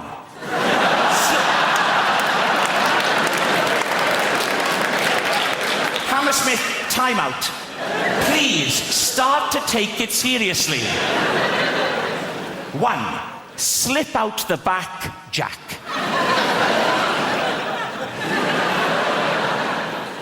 2. Make a new plan, Stan. And 48 others. A lot of people often ask what made me get into stand-up comedy. I always say my mum's side, that's the funny side. But it more or less started with school. When I was in school, I was dyslexic. I can hear the thoughts in the room right now. Oh my God, he's dyslexic. He can't play Scrabble. Oh my gosh. I think where comedy started for me, because I was a bit of a class clown, you know. And the thing is, when you're dyslexic, it's not that you can't read or you can't write. For every child, it's always different. For myself, it was always my concentration would affect my education. Like, let's say, for example, I'm talking, let's say me and you are friends, bro. We're not being destructive, though, to the class. But everybody in this room remembers that one particular old teacher. She's like 172 or some stuff like that, yeah? And do you remember when she'd catch you talking and make a big meal out of it? So we're having a small conversation, then she'd notice me, particularly me, talking,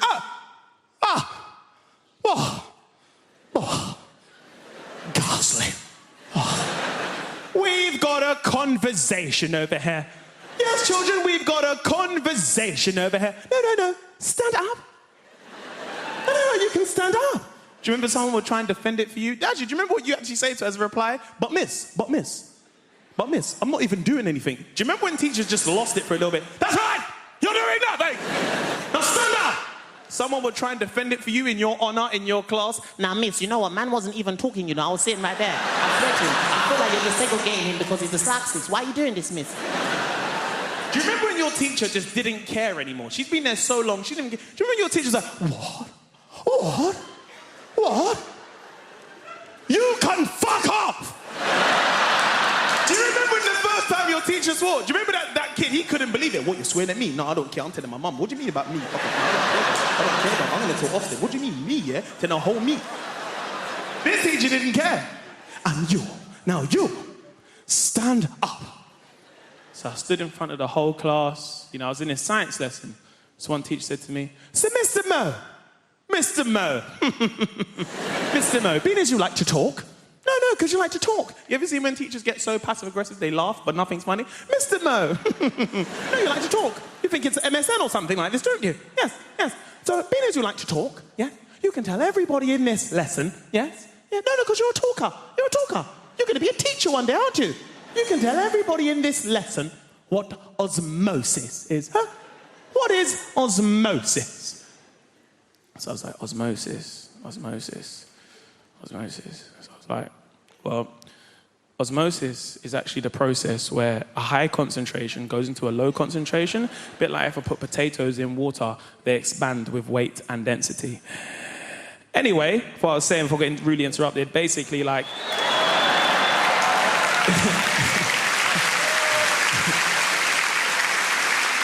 This old teacher lost her mind. Do you remember the teacher got so angry they start shaking, but they shake so much their turkey neck would shake at the same time? Do you remember that teacher? How dare you, in my lesson, on the day of the Sabbath? The Sabbath?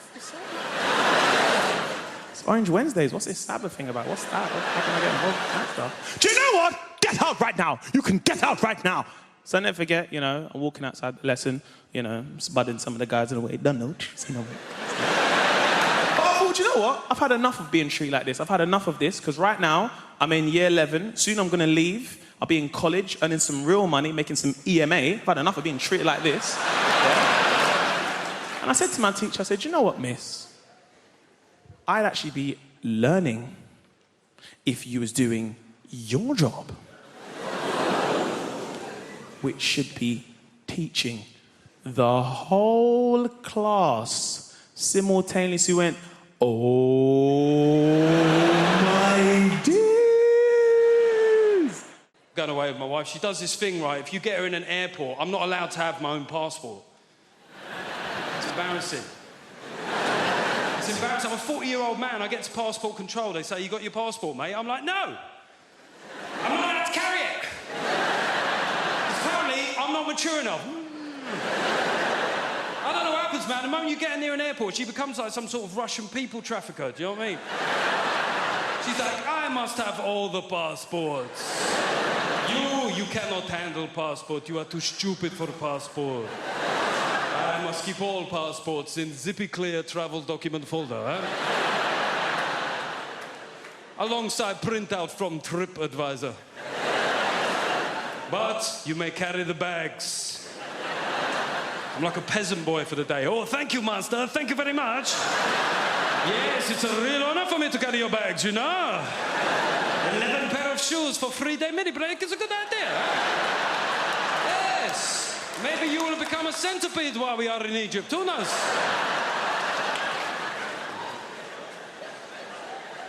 I went on a stag do recently. I went to the Munich Beer Festival. Has anybody here been to the Munich Beer Fest? Seemingly everybody. How many days did you go for, mate? No days. Got deported on arrival. We went for 7 days. We got there on a Monday, right? We had 6 straight days drinking, Monday through Saturday. And on the Sunday, we said, we've got to do something different, right? So we went to Dachau concentration camp. Yeah. It was a weird shout. There's no getting away from it. Could have gone go-karting. I said, no, let's do some World War II here. Took a long time to get there, and when we got there, it was shut. Now, yeah, it felt inconvenient. However, given the wider backdrop of historical suffering, I didn't necessarily think that my inconvenience was that big a deal, right? So I just thought I'll take it on the chin. But we had a mate of us called Tim, and Tim started popping off at the German security guard. He said, mate, it's a Sunday, yeah? It's a big tourist day. It's outrageous that it's shut. I said, to be fair, it's outrageous that it was ever open, you know what I mean?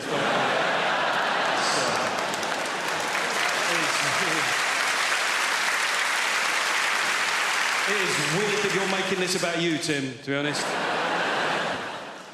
People say dumb things, though, don't they? I was having a beer with my mate Wayne the other day, and Wayne likes to tell you where he was on the occasion of big historical news events that happened within our lifetime, right? So I mentioned 9/11, and Wayne went, 9/11, remember where I was that day? I was like, don't care where you were. I don't see how it's relevant. I don't see how your whereabouts on that fateful, terrible day will form some sort of meaningful historical footnote, Wayne. I'm being honest here. He looked hurt. He went, I went, all right, where were you? He went, karate. I went, see, that's exactly the sort of trivial shit I was worried about, Wayne. He said, well, you know, I was in New York 6 months before that. Makes you think, doesn't it? I was like, no.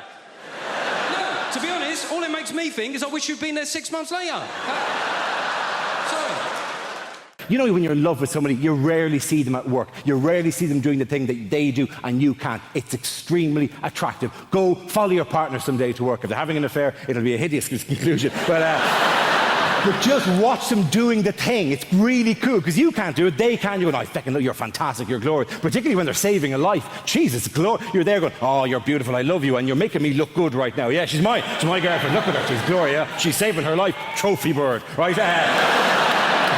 I had to be peeled off the doctor the day of the mini-stroke.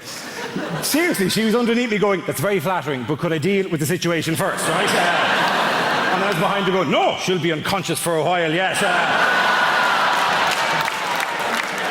Apologise, she's actually in the room tonight. Sorry about that. But it is nothing more attractive than seeing the person. I mean, the doctor here, have you a partner there with you? Have you a boyfriend or a husband with you? Yeah, he's a teacher. He's a teacher, so he's not in the medical trade. My teacher friend, isn't it sexy? Have you seen her ever deal with an emergency, have you? Not yet. Not yet, he said loudly. Get her to run over one of these feckers on the way home tonight.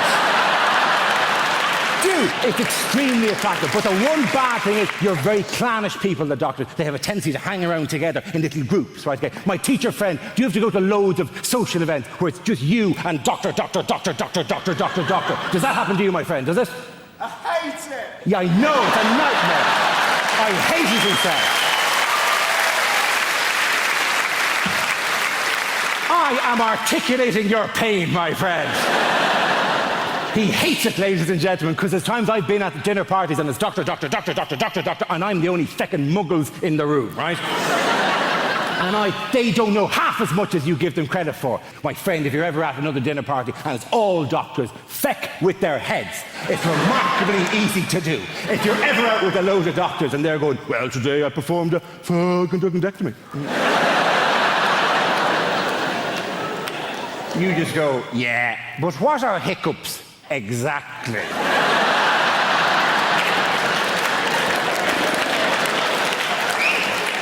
There's many competing theories at the moment. And then you go, why, if you stay in bed longer, do you feel more tired? It's not my speciality, that particular field. Does time heal all wounds? Who the fuck invited you to this dinner party anyway? What are the Oil of Olay 7 signs of aging?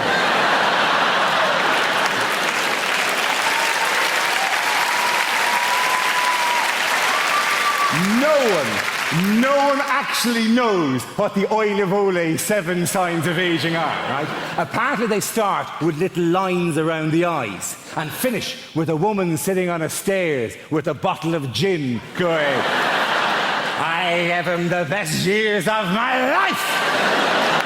And it takes a feckin' hell of a cream to get rid of that, let me tell you. Doctor, one final question. Doctor at the back there, my surgeon friend, liver and pancreas, answer me this. What are hiccups exactly? Diaphragmatic irritation. A diaphragmatic irritation. Good woman yourself. Very good. Let the punters at home note, she said diaphragmatic irritation, which is right. I also would have accepted any arrhythmic irritation of the phrenic nerve. Please. I'm not a doctor. I'm just riding one. Okay.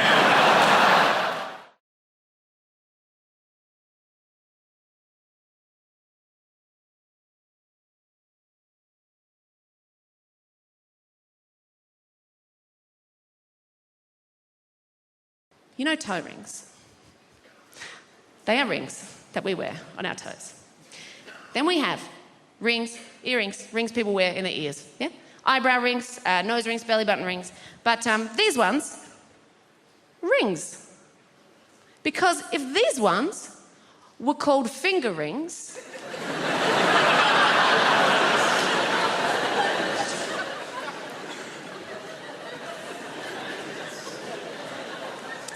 make weddings pretty awkward.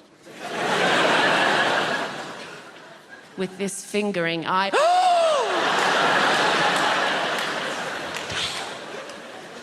make proposal stories really awkward. Oh my God, so last night, John came over and out of nowhere just gave me the most incredible fingering. I know!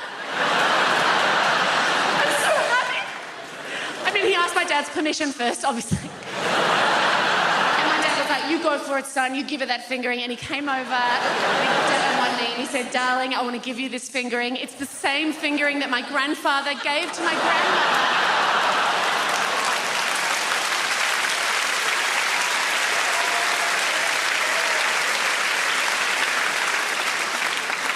Also make Lord of the Fingerings, very different film. Okay. There is no one hearing that. Just keep learning. Life's about learning, guys. I will share with you another big thing I learned this year. Very exciting. I learned showering with a partner is not sexy. That does not seem like a big deal, but the world tells you it is sexy. But you try that shit once, and you very quickly discover that showering with a partner is not sexy. Showering with a partner is taking turns being cold. Oh, yeah. A lot of do-si-do action, a lot of, let's move around this way. Ooh, why? Because I'm goddamn freezing. I'm freezing. And a lot of kissing like this. But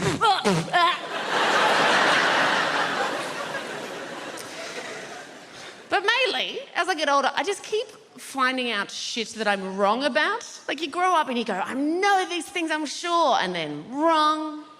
The last time I was in your lovely country, I was on one of your lovely overland trains. You know, the ones that have the toilets with the electronic science fiction doors that go, wage, wage. Now, I was sure I knew how to lock those. Nah, turns out I know how to shut them, yeah. And 12-year-old boys on the other side know how to push the open button. And I don't know if you've ever been sat on the toilet when the door opens, but look, it's everything you dream it will be. And a little bit more. Now, the thing with those doors is they take quite a long time to open. So I was desperately trying to find the close button, eventually found the close button, but the thing is, as they take quite a long time to open, similarly, take quite a long time to close. So I got to maintain eye contact with an understandably horrified 12-year-old boy as his face was being very slowly covered. It was kind of like this. And it finally shut. I sat back down and went, oh my God, I am never wearing a jumpsuit again.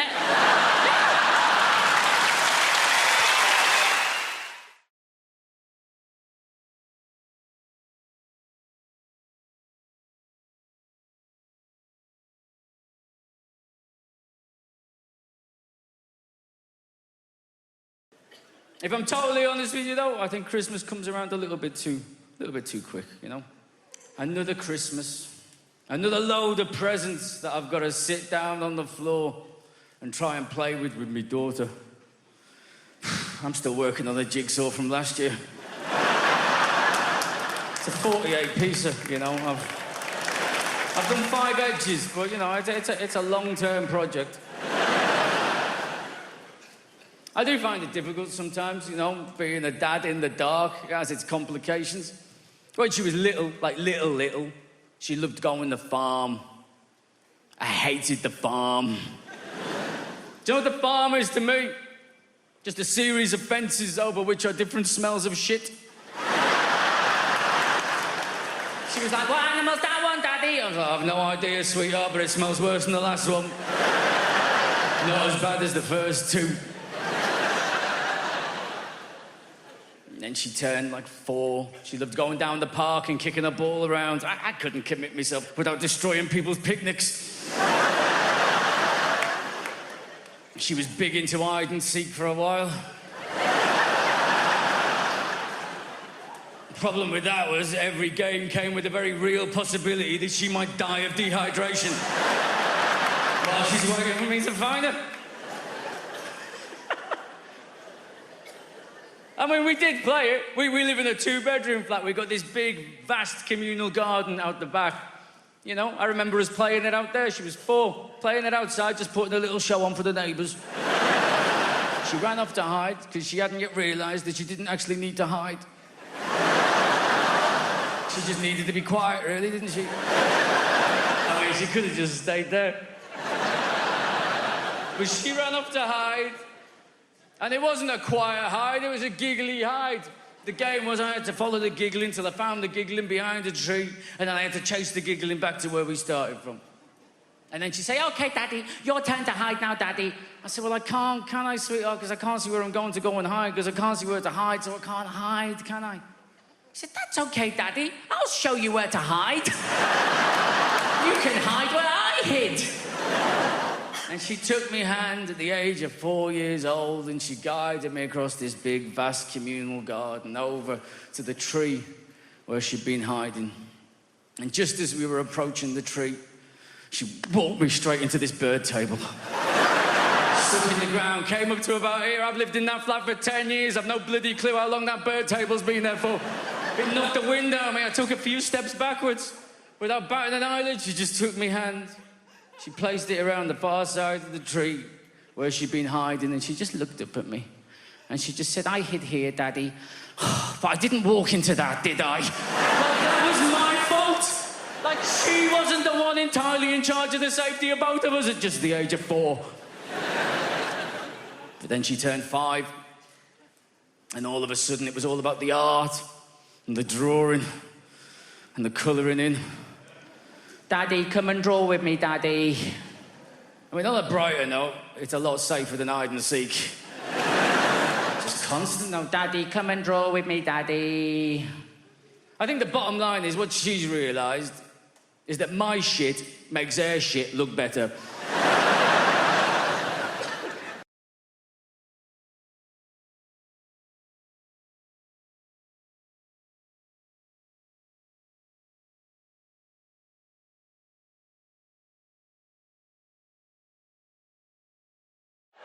It's lovely to be here. I've come all the way from Brighton. Just in case you're wondering what this haircut is about. Might be a new face for some of you people. Don't panic, the BBC invited me here because they needed a beige lesbian. So I'm just here to tick some boxes. Not your box, madam, just a metaphorical box. I'm half Spanish, that's what's happening there.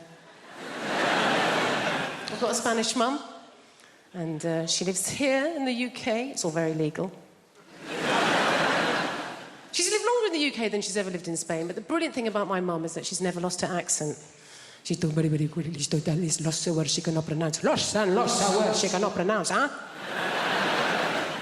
My favourite word that my mum's never been able to pronounce is my brother's name.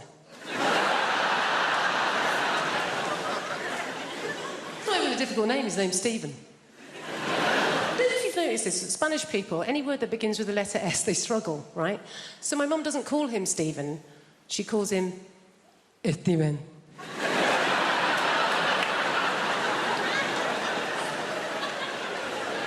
What's his name, Mum? Steven. Is it? Isn't it just Stephen? Jennifer, I know his name is my son. It is Steven! You don't want to mess with my mum. She's not like British people here in this country. We can be quite passive-aggressive, can't we? She's just very aggressive woman. I don't know how... My mum's never really coped in this country, and I think it's because, like a lot of Mediterranean people, she's quite loud, yeah? She's got one volume. It's like this. Whereas in this country, particularly if we're middle class, we tend to be low talkers, don't we? We don't like to raise our voices, do we? Why? Because we've got money.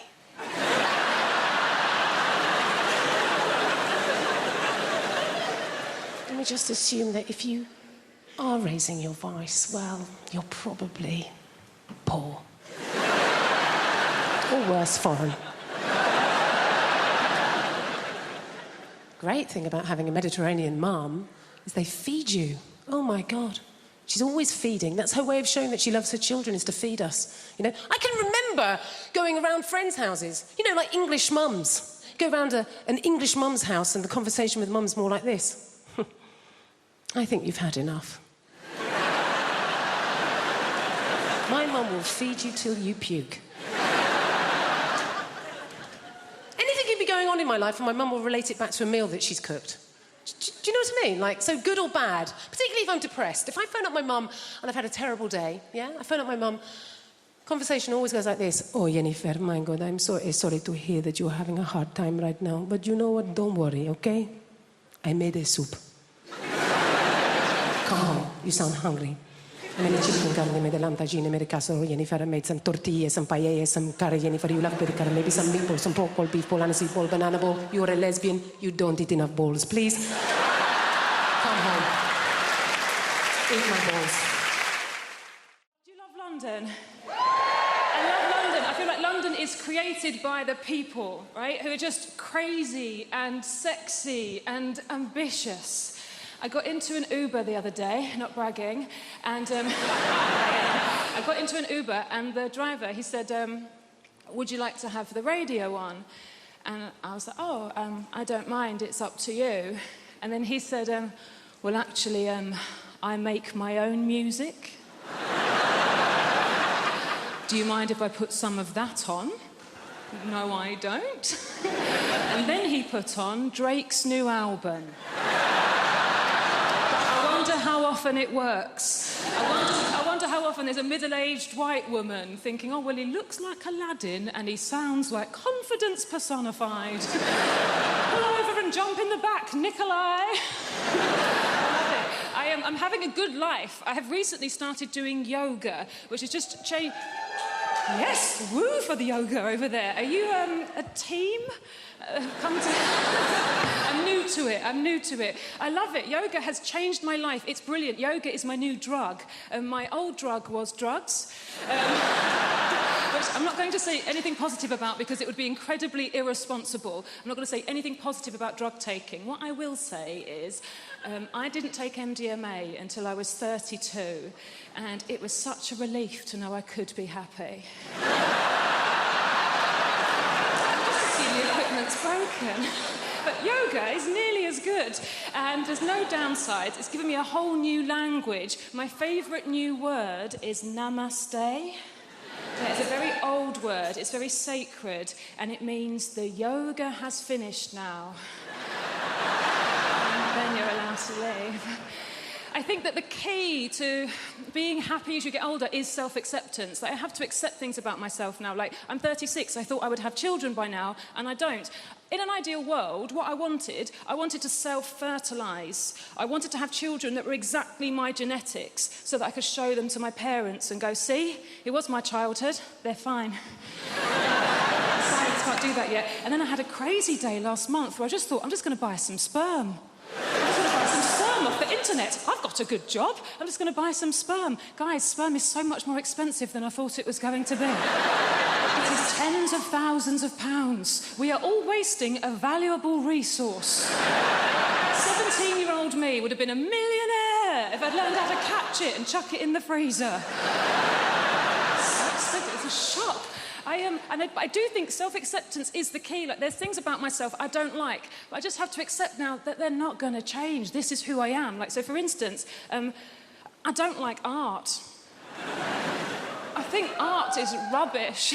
I think lots of people think art is rubbish, but we're too worried of looking stupid, so we go along with it. I think that the worst art form is theatre. Right, okay, I can sense how unpopular this opinion is. Hear me out. I think theatre is diabolical. Look, I do, look, and also, I'm aware, if you are a performer of some kind, if you're an actor, look, please don't be offended. I don't mean being in the play. Obviously, if you're the person in the play that gets to put a wig on and walk up and down and move your arms and project your voice, saying things like, I think you'll find you're contradicting yourself, Alan. Fun. Having to watch it. Dear Christ. I can't concentrate. I can't lose myself in the story. I know that it's not real because I'm surrounded by people eating crisps. And they don't let you look at your phone. So all you're thinking is, well, how long has it been? This year, I did no lilt February. Thank you. I know it sounds impossible, but you take it one day at a time. Did I have any today? No, you're a legend. It gets hard around the middle of the month, you get the cravings. It's called lilt guilt. You're like, oh, I bloody love some lilt. It's the night where you go to the shop at midnight, you kick the doors in, where's the lilt? And they're like, we don't stock it anymore. Like, ah! So you try and make your own hooch lilt, you know, you get a pineapple and a grapefruit, and you add in batteries and a horse's head, and you're like, it's good, but it's not totally tropical. Did that joke in America recently. Turns out they don't have lilt there. This is all I do. Imagine if this was your actual... I go like blah, blah, blah, and you go, ah, ha, ha, ha, money. I can't believe I get away with it. You do actual, proper London jobs. You know, like blacksmith, you know? Farrier.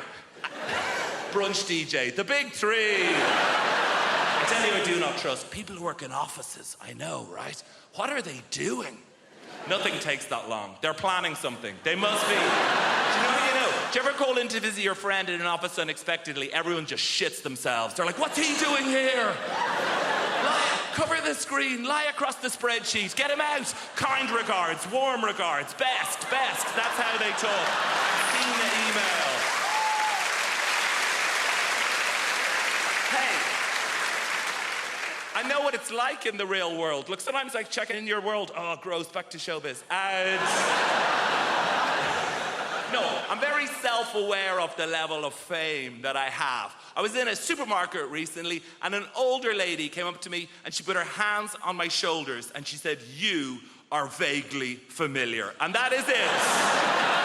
I did a gig in Wrexham, and I was at an ATM machine, and a guy cycled by, and he shouted at me, surprised to see you at an ATM machine. And I've been obsessed with it since then. What did he mean? Like, on the one hand, is he surprised I don't have a butler to go to the ATM machine for? No, I think it's the opposite. I think I'm surprised you have any money whatsoever doing keyboard horse shit. Here's my greatest ever showbiz tale. I did a gig in your Milton Keynes recently, thank you, and I was staying in the Milton Keynes Hilton, and she is the least well-known of all the Hilton sisters. And I checked in after the gig at like 12:30. Room 303 is where this took place. Open the door, TV on in the room. Not that uncommon in the chain hotels. I guess it's to welcome you. But get this, on the TV is me playing the shitty keyboard on some show. Immediate thought is like, is this a service they provide to all guests? If so, no, it's the realization, this is it. I've arrived. And I waltz into the room, down the little corridor with the loo away to the left. And as the room opens out, there is a fully naked man lying on the bed. It's they've given me the key to someone else's room. But he is lying there, watching me on the TV, and he looks up. And he sees me. I wish I'd had the wit to think of something smart. What I say is like, oh, shit, sorry about it. I could have said anything and I'd be a legend. I could have been like, oh, you enjoying this? Ah, no boner. And just walked out of it. The problem is the builders, my dad's mate, he's a proper geezer, proper South East London geezer. One of those builders, you know that walk? Just walks like that. His legs like he's got a pool table between his legs. And he walks like that, and also he's got those really thin jogging bottoms. You know those like grey jogging bottoms that builders wear? I don't know where they get them from. They're so thin, and it just grabs onto anything that's there. I just feel like I'm getting stared out by his knob and balls as he comes in. And sometimes it's weirder than him being naked. I don't know why. It feels more intrusive. He's like, hello, son, what we got here? I don't know. Everything's walking around like that. I reckon I could draw his knob and bollocks from memory better than mine. So he's coming like that, and I'm like, oh, God. I go, do you want a cup of tea? He goes, yeah, I'll have a cup of tea. I went, how many sugars? He went, 13. That's not a cup of tea anymore, it's a pudding. That's an angel delight of a tea bag, innit? 13 sugars, I'd mate sticking it in. It's about 3 quid's worth of sugar. He's only come round for a quote, it's already cost me. I put 14 in to test him. Give it him. He went, it's a bit sweet, innit? You winding me up, you're on 13, you greedy bastard. Old type 2 Terry's come round and it's a bit sweet for him, is it? When are you going to do this job? I want it done before your foot comes off, all right?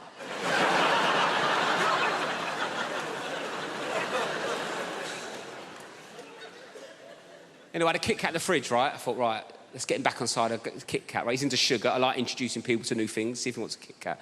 4-finger Kit Kat. Like, how would you eat a Kit Kat? 4 fingers? I've said that wrong, haven't I?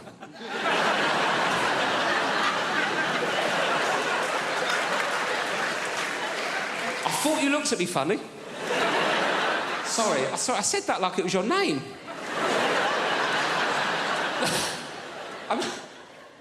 What I meant to say... I don't know what I meant to say. I meant to how would you eat a 4-finger Kit Kat? But I went, how'd you eat a Kit Kat? 4 fingers.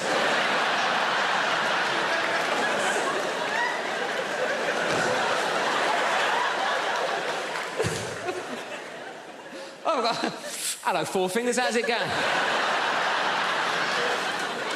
Who needs phones, eh?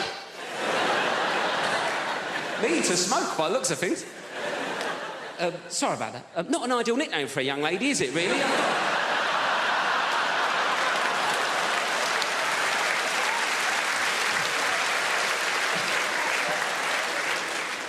So what would you do? 1 finger at a time? Is that what you'd...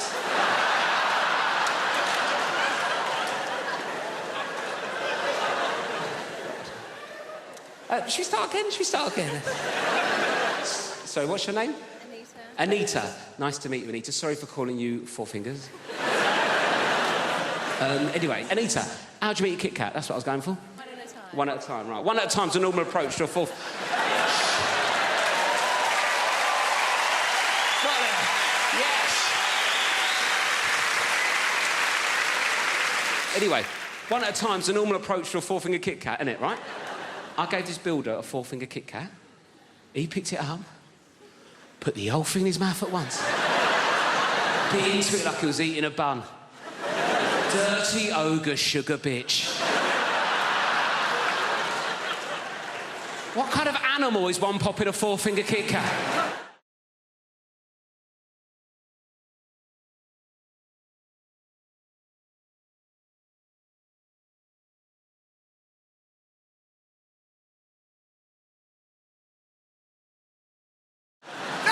I've met some crazy people and with some crazy ideologies. One of the craziest people I met, and the funniest, were these guys called the Black Israelites. If you don't know the Black Israelites, right, it's a group of black dudes in New York, right? And they think the black man's the original Jew, right?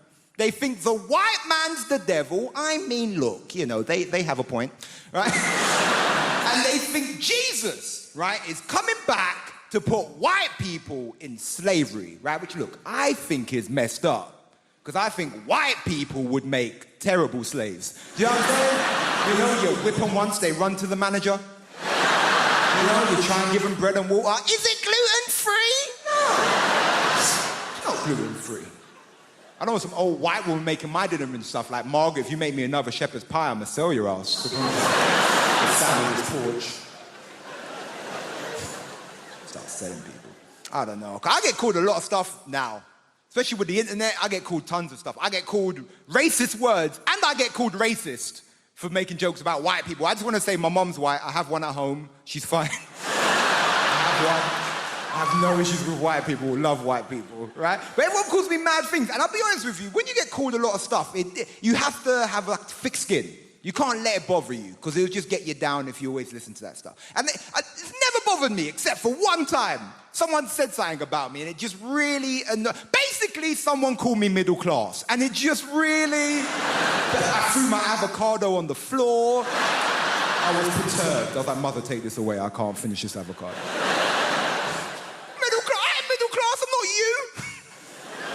I'm from Ilford, man.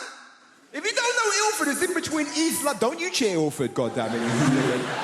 Ilford is horrible. It's in between East London and hell. That's where Ilford is. Don't want to go Ilford, right? It's that weird thing. It's like you work hard and then people think they can take away your identity from you. And that's like a weird point. It's like you can't be working class because you've worked hard. You get to play lovely gigs like this. You can't be what you are. And the thing is, like, I am working class in my heart. But there's a conflict. My brain says different sometimes. You know? Like, sometimes my friends will call me from prison. It's just what it is. It's just what it is. They'll call me up and they'll be like, yo, Jamali, you need to start repping for the Mandem. And I go, you know what? I need to start repping for the Mandem. They say, you need to start saying free the Mandem. I'm like, you know what? I need to start saying free the Mandem. And that's in my heart. I believe that. We should free the Mandem. But then my brain goes, yes, Jamali. But now you have stuff they want to steal. So I'm like, yeah, free the Mandem. If they've completed the course, maybe. I don't know. Free them up if they've, you know, if they've repented. I don't know. If they ring me up, they'll be like, yo, say free Ginger J. Free Ginger J. Say free Worm. Is Worm still locked up? You better free him. Say free Killer. Nah, I don't know about Killer, man. I'm not saying we should never free Killer, just don't free him where I live. Because I live in a nice gentrified area now, just what I'm saying. So it's like, and I'm angry at gentrification, but it's hard because it's delicious. I'm drinking my latte going, oh, these hipsters, do you know? Like, so yeah, free hit Killer, but just not where I live, not in my community. Because gentrification is a weird one, because does anyone remember when London was shit? Like, Hammersmith was shit. None of you would have been able to be here. It was that bad. It was never Peckham shit. Peckham was shit. I go as far as Bethnal Green and look at Peckham through a telescope. That's as far as I go. But gentrification is a weird one because can we disagree that you see like middle-class hipsters that moved to the ghetto pre-gentrification are some of the most bravest people in the world? Only a hipster can go to the hood and go, no, I see potential. Seriously. We're here to talk about relationships. Let's crack straight on with the first slide. Making... don't laugh at that. That's not meant to be funny, please. Let's not have another Folkestone on our hands, please. Making divorce work. Now, given that it is a rocky ride, an emotional roller coaster, I start off with a joke, ladies and gentlemen, just to loosen us up. Here it is. If you're going to get divorced, you have to be like the man in the toll booth. Why is that, Keith? Well, you have to be willing to accept, this is the joke, change. It's a zinger. When you divorce, there is sweeping change. Change is right across your life, in every area. One of the first things to change is the locks. You may please don't laugh at that, please. You may come home one day and find that your key no longer fits your wife's lock. Another man's key is fitting your wife's lock. And stop that, stop it. Stop, I'm stamping on that. Riaz, with a Z, please. Stop it. It's not that sort of a show. Well, I mean, it's not a show, is it? It's a talk. But it's not smutty. So you may come home and find that your key no longer fits the lock. Good. Yes, it can. And it can be very difficult to tell why a relationship is going to go wrong. Why is that? Well, I think it's because at the beginning of any relationship, when two people get together, there's always a sense of what? Hammersmith, at the beginning of a relationship, a sense of... Pardon? Worry. No. Anyone else? At the beginning of a relationship, a sense of... Foreboding. Foreboding is the wrong answer. Lust. No. Uncertainty. There's always a sense of uncertainty. A feeling of will they, won't they? And there's no way of... Please, Hammersmith, take it seriously. We're talking about emotions. A sense of will they, won't they? And there's no... Hammersmith, I will walk off the stage, please. There's no way of predicting when a couple get together whether or not the relationship will work. Will it last a long time? No. Not a chance in hell. Will they stick together? No. Will the marriage endure? Yes. Lee and Leslie. Now, Lee and Leslie are a lesson to us all. They've made a marriage work. So why is it then that when they can make a marriage work, so many others can't? Paul Simon said, there are 50 ways to leave your lover. 1.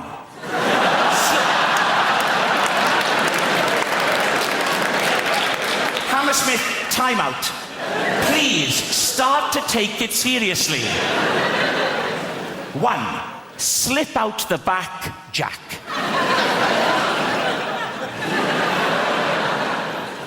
2. Make a new plan, Stan. And 48 others.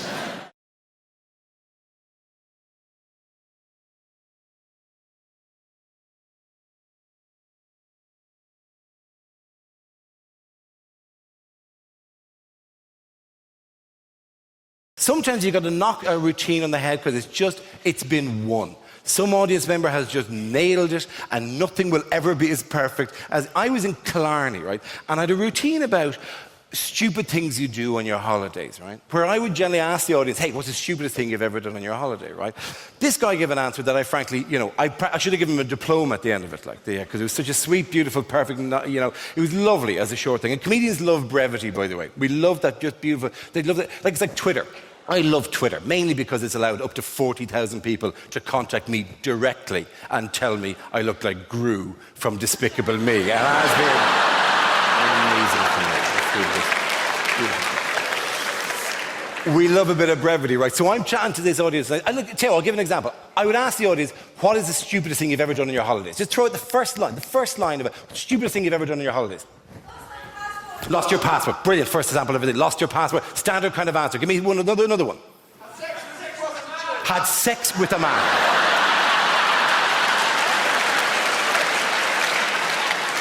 A surprisingly common response. And if you're gay, actually not that weird at all. That's great. So, lost the passport, has sex with a man. Give me one more for the hell of it.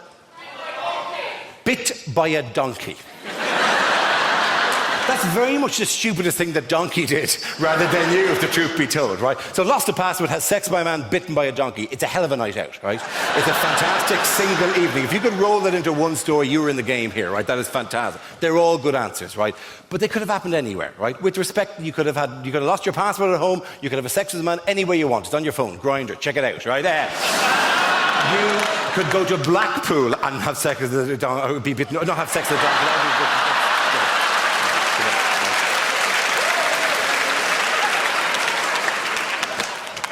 Don't go to Blackpool and have sex with a donkey. Right? Of all the things I'm going to... If you take anything away from tonight's show, let it not be that, oh, yeah, Blackpool. Oh, you can ride the donkeys. For nothing. It's fantastic. It's out of season, you know. They're not getting much work. Anyway, so, no. You just got to go with this when it happens, right? No. They're all fine things. They're grand stuff. I walked out in Killarney and I said, what is the stupidest thing you've ever done in your holidays? And a man in the front row just raised his hand and went, I kicked an armadillo.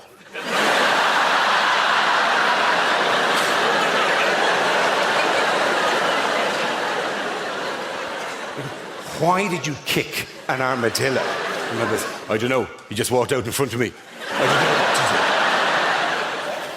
do. He was on a nature trek with a local guide sympathetically showing him the wildlife. Literally, there's a man at the front with a tree going, if you look up there, you can see that's the nest of the... And let's just pull back the bush. And now, can you see the tracks of the... as it walks through the... And he's at the back, just minding his own business. And an armadillo walked out in front of him. And he just panicked and went, ah, Jesus! And boom, hoofed it. Properly caught it with the instep. Fum, fam, right? Lifted it over a tree. Converted the armadillo, right? Now, I have no idea what I find more delicious about story, right? The face of the tour guide going, don't kick the wildlife. Was that not obvious in the general tone of what we're doing here today? Or the armadillo going, this is a bad day for it.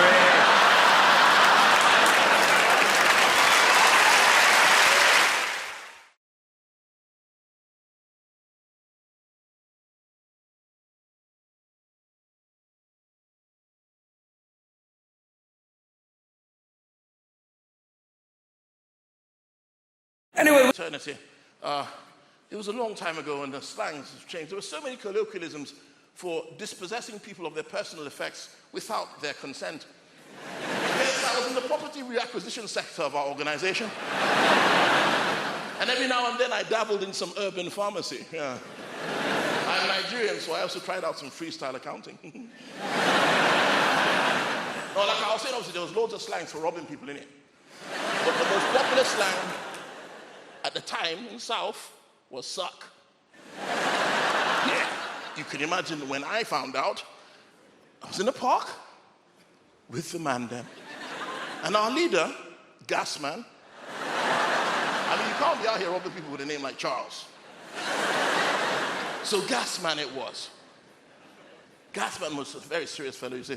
He said, and I quote,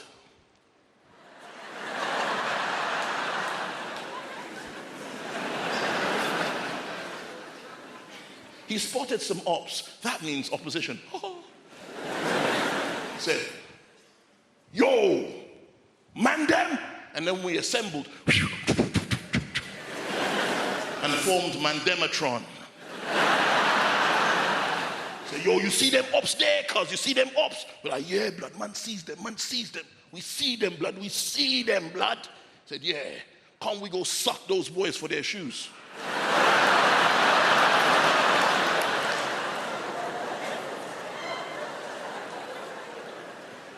And the rest of them were getting, I'm like, yeah, I'm on this thing. I'm like, wait, no. My brother, no. I need to see the small print. I said, excuse me, Mr. Can I call you Mr. Gasman? Now, if for the life of me, I could have sworn you just instructed us to, said, yeah, blood, you heard, man. That's the motive today. That's the prime objective. Today, we're sucking man blood, yeah? We suck man for their shoes, their watches, their chains, their cash. Anybody coming through that gate that's not in our gang is getting sucked. Mercilessly. I said, bro, I'm not involved. He said, either you suck man or man suck you. I said, whoa. Can we talk? I said, brother, why? Why, my brother? Why are you doing this? And he gets philosophical. He said, it's all I know. It's how I survive on the roads. I didn't choose to suck man. Sucking man chose man. I said, is this why you have a gang? He said, what? No, I don't need a gang to suck, man. I suck 3-4 man by myself. Ask all them boys at the estate. I sucked all of them, bro. Listen, I even sucked this boy in front of his dad. In front of his dad, he said, yeah. I said, what did his dad do? He said his dad didn't do nothing. Because he did one false move, he gets sucked too, rude boy. I said, my God, this man is prolific. He's a big man. I don't know fear, you know. I don't care how big a man is.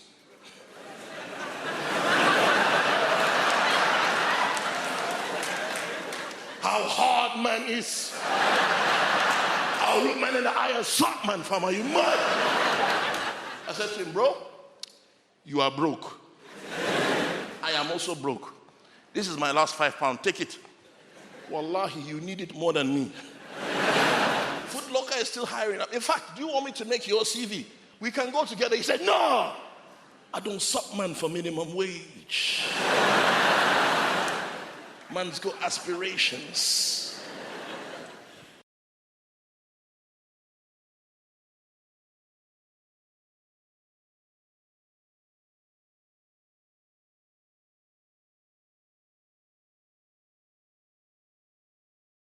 You know, when I found out that I was going to do this gig, I immediately put together a message and I pinged it out on our family WhatsApp group to my husband and my children, because that is the kind of rock and roll comic I am. And my son, my teenage son, wrote back to me at once, and his message said, "Thug life chose you, brah."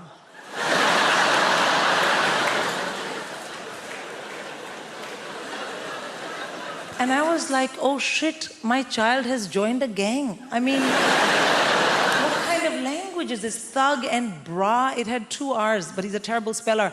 And I was like, oh no. And the other thing is I thought, this message is not for me. This idiot has sent me a message by mistake, which is for a gang member. What if the next message is something much worse? And that really bothered me because, well, this was my moment. I am going to Apollo. Like, if I'm going to find out you're a criminal, can we do it next month? So I wrote back to him in all caps, because as a good Indian mother, I mainly shout at my children. I wrote back, "This is your mom." And he wrote back, "I know, gigging like a boss." Thank you. A boss. Yeah, B-A-W-S-E, boss. And also, please do remember as you listen to the rest of my set this evening that I didn't choose it, but the thug life chose me. That's right. So I have kids. Of course, you love your kids, and it's difficult to raise them. Small kids are very easy, I find.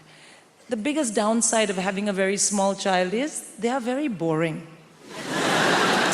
Yeah, they want to show you they love you by talking to you all the time, but everything they know, you already know.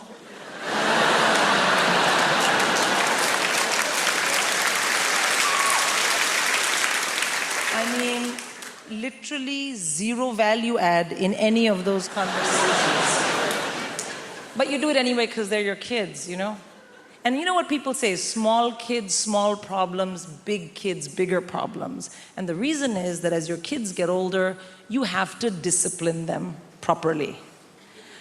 And I find this very stressful because I'm born and raised in India. So what I consider robust, healthy, high-quality parental discipline is frowned upon in this part of the world. That's not true. It's illegal. I know because I have checked. And I want to have really well-behaved kids, but that is no use to me if I am in jail. So, I have to learn what you guys do here. And the big thing here is teach your kids about action and consequence using a multitude of techniques. So you have something called star chart. You know what star chart is? Yeah, no, let me tell you, sir. Star chart is you find something vaguely not negative that your child possibly might be able to do, and then work it into the conversation and give them a star. Thank you for not kicking me in the face today. Here's a star. And then the other one, action and consequence, naughty step. You've been terribly behaved. Kindly go relax on the staircase.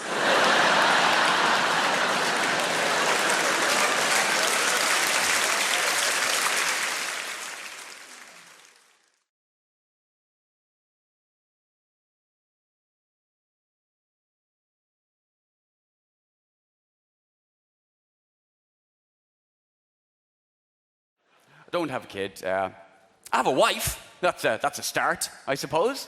I'm a very happily married man. I'm a man in love, actually. How many men here in love? A few of you. By the way, those of you who are here, any men who are here with women and you didn't react when I asked if you were in love, you have a very frosty journey home ahead of you. That's all I can tell you. That was a good show tonight, wasn't it? Did you not enjoy it? Well, I enjoyed it, but I was listening. You didn't seem to be listening. I was laughing. Well, the Irish guy asked you a direct question. Love is a funny thing. Being in love and falling in love are obviously two quite different things, aren't they? They both have their own merits. They both have their pros and their cons. Falling in love, for instance, is very exciting. I'll give you that. You never know what's going to happen next. Every time you see her, your heart beats faster. You touch her, you tingle, you can't get her out of your head. Falling in love, very exciting. And being in love is fine. So they both have their own merits, is what I'm trying to say there. You try and do things to keep the romance going, and if you're a bloke, that's your job. And if you're a woman, your job is to tell us if we're doing our job correctly. We try and do things to keep the romance going, but every now and again, ladies, you might do things that'll suck the romance back out again. Like ask us questions.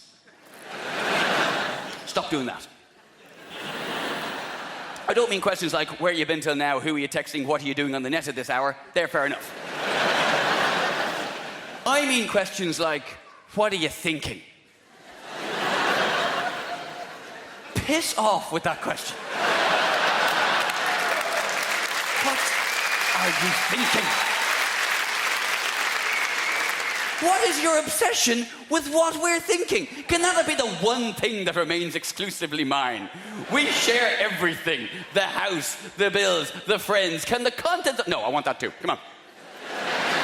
Why can't you women show us men the same courtesy and consideration we show you and not give a shit about what we're thinking? Why can't you do that? Because do you want to know the honest answer to that question? As soon as you say to your man, what are you thinking? Do you want to know what he's thinking? He's thinking, shit, better think of something to say, I've been thinking. That's what he's now thinking. Whatever he had been thinking before you asked that question, no matter how reasonable or innocent the thought was, it has gone now. Scuttled off into the corner of his brain in a panic to make way for all the little men that are now running around his head going, what are we thinking? She's asking! Quick, give me something to make it good. Somebody, you, what do you have? What do you have? She won't believe that in a million years. Come on, lads! You. That's not even a real place, for Christ's sake! What do you have? That's your sister. What are you trying to do to us? And the reason we panic is because we know the truth won't do. The truth, 95% of the time, is the word nothing.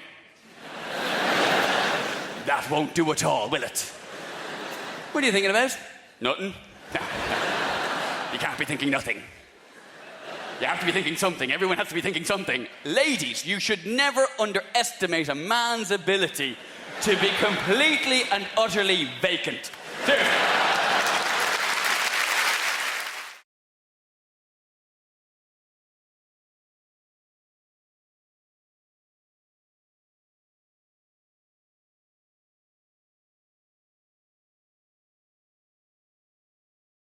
I have a theory that masturbation is a kind of summoning spell for your own rational mind. Because we're all so driven by hormones and by desire. Sometimes you've got to have a wank to speak to your real self. You have a wank, you go, oh, I should have shagged my ex one last time. I'll text her, I'll meet her, I'll shag her. And then you come and a little voice comes on in your head that goes, yeah, don't do that, mate.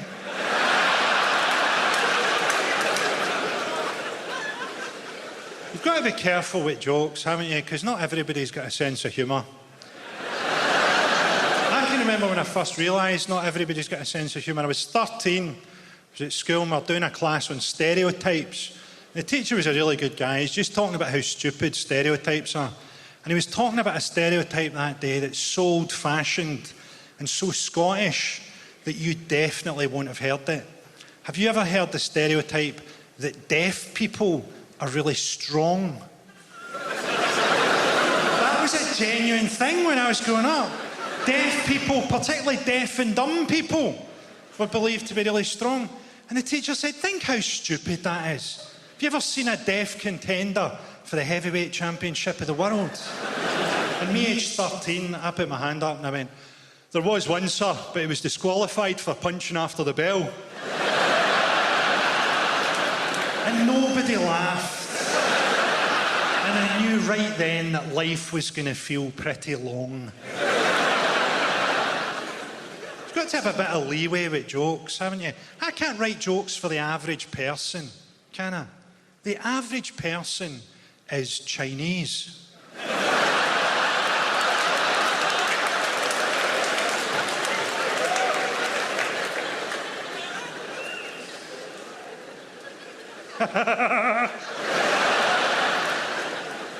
So I'm from Glasgow, a city where people think that hepatitis B is a fucking vitamin. To explain Glasgow's attitude to you, this happened to me recently. I was having a wee snooze in a park, because my career's been going really well lately. I was having a wee doze under a tree, and a guy came up to me and he went, do you know your problem? You're fucking unapproachable.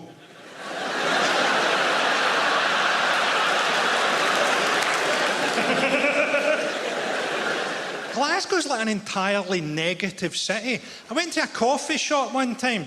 Two middle-aged women sat across from me, and they started to moan as they sat down about how long they thought the coffee was going to take. So nothing had happened, and they were both angry. And the coffee turned up, and the first one takes a sip and goes, that's not very good, is it? And the second one takes a sip of hers and goes, I don't even like coffee. I think English people don't really understand Scottish attitudes. You think that we all just want to see the English football team get beaten. But actually, a lot of us would much rather see the team playing crash into an oil refinery. I enjoyed reading about Sam Allardyce. I didn't realise English football had a corruption problem. I thought the only problems in English football were racism, sexism, homophobia, match-fixing, gambling, sexual assaults and the failure to perform at major tournaments.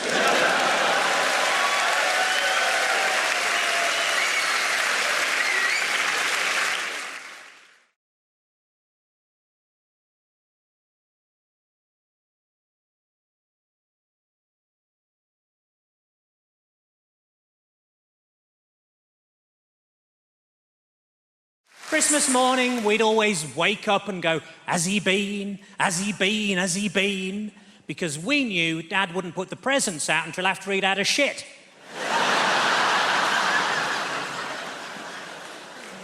It wasn't the jingling of bells we listened out for in our house, believe you me. Me and my little sister under the covers. I think I can hear Santa straining. I think I can smell his reindeer. This year I switched the lights on in Carlisle. It's nothing to do with Christmas, but they've got electricity now, so that's good. I bought an advent calendar for Jehovah's Witnesses. Behind every door, somebody tells you to piss off.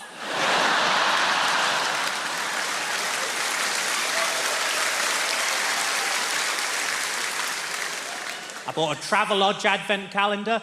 It's still got chocolate in, but you can't open the windows. I got a Microsoft advent calendar. You open too many windows at once and they all shut again for no bloody reason.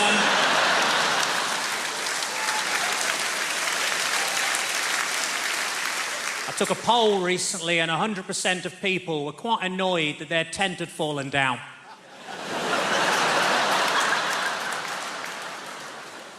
Last week I launched a book aimed at 9 to 12-year-olds, and I'm proud to say I hit one of the little shits. I remember one time the teacher asked me for a word with 4 eyes, and I said, Mississippi. He said, no, I mean, I want to have a word, you specky twat.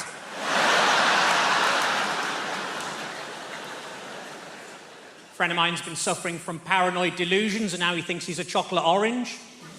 I worry he's going to be sectioned. Poor Terry.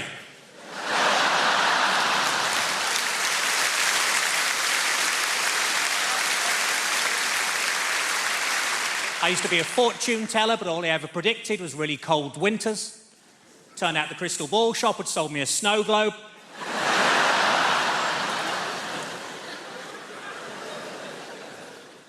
In my last job, I just used to punch buttons all day, and that's why I'm no longer allowed to do panto. I nearly lost my job as a roofer when I was caught masturbating on the first day. Luckily, my boss said I could wipe the slate clean.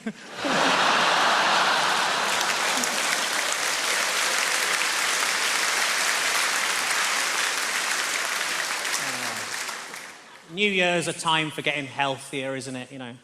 Next year, I've decided that I'm going to do dry January and see if I can manage an entire month without any foreplay.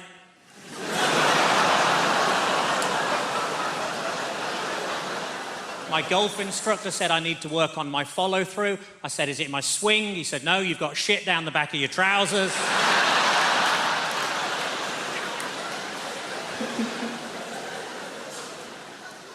I found out 2 new things this week. 1, sperm isn't actually good for your skin. And 2, my dermatologist has been struck off.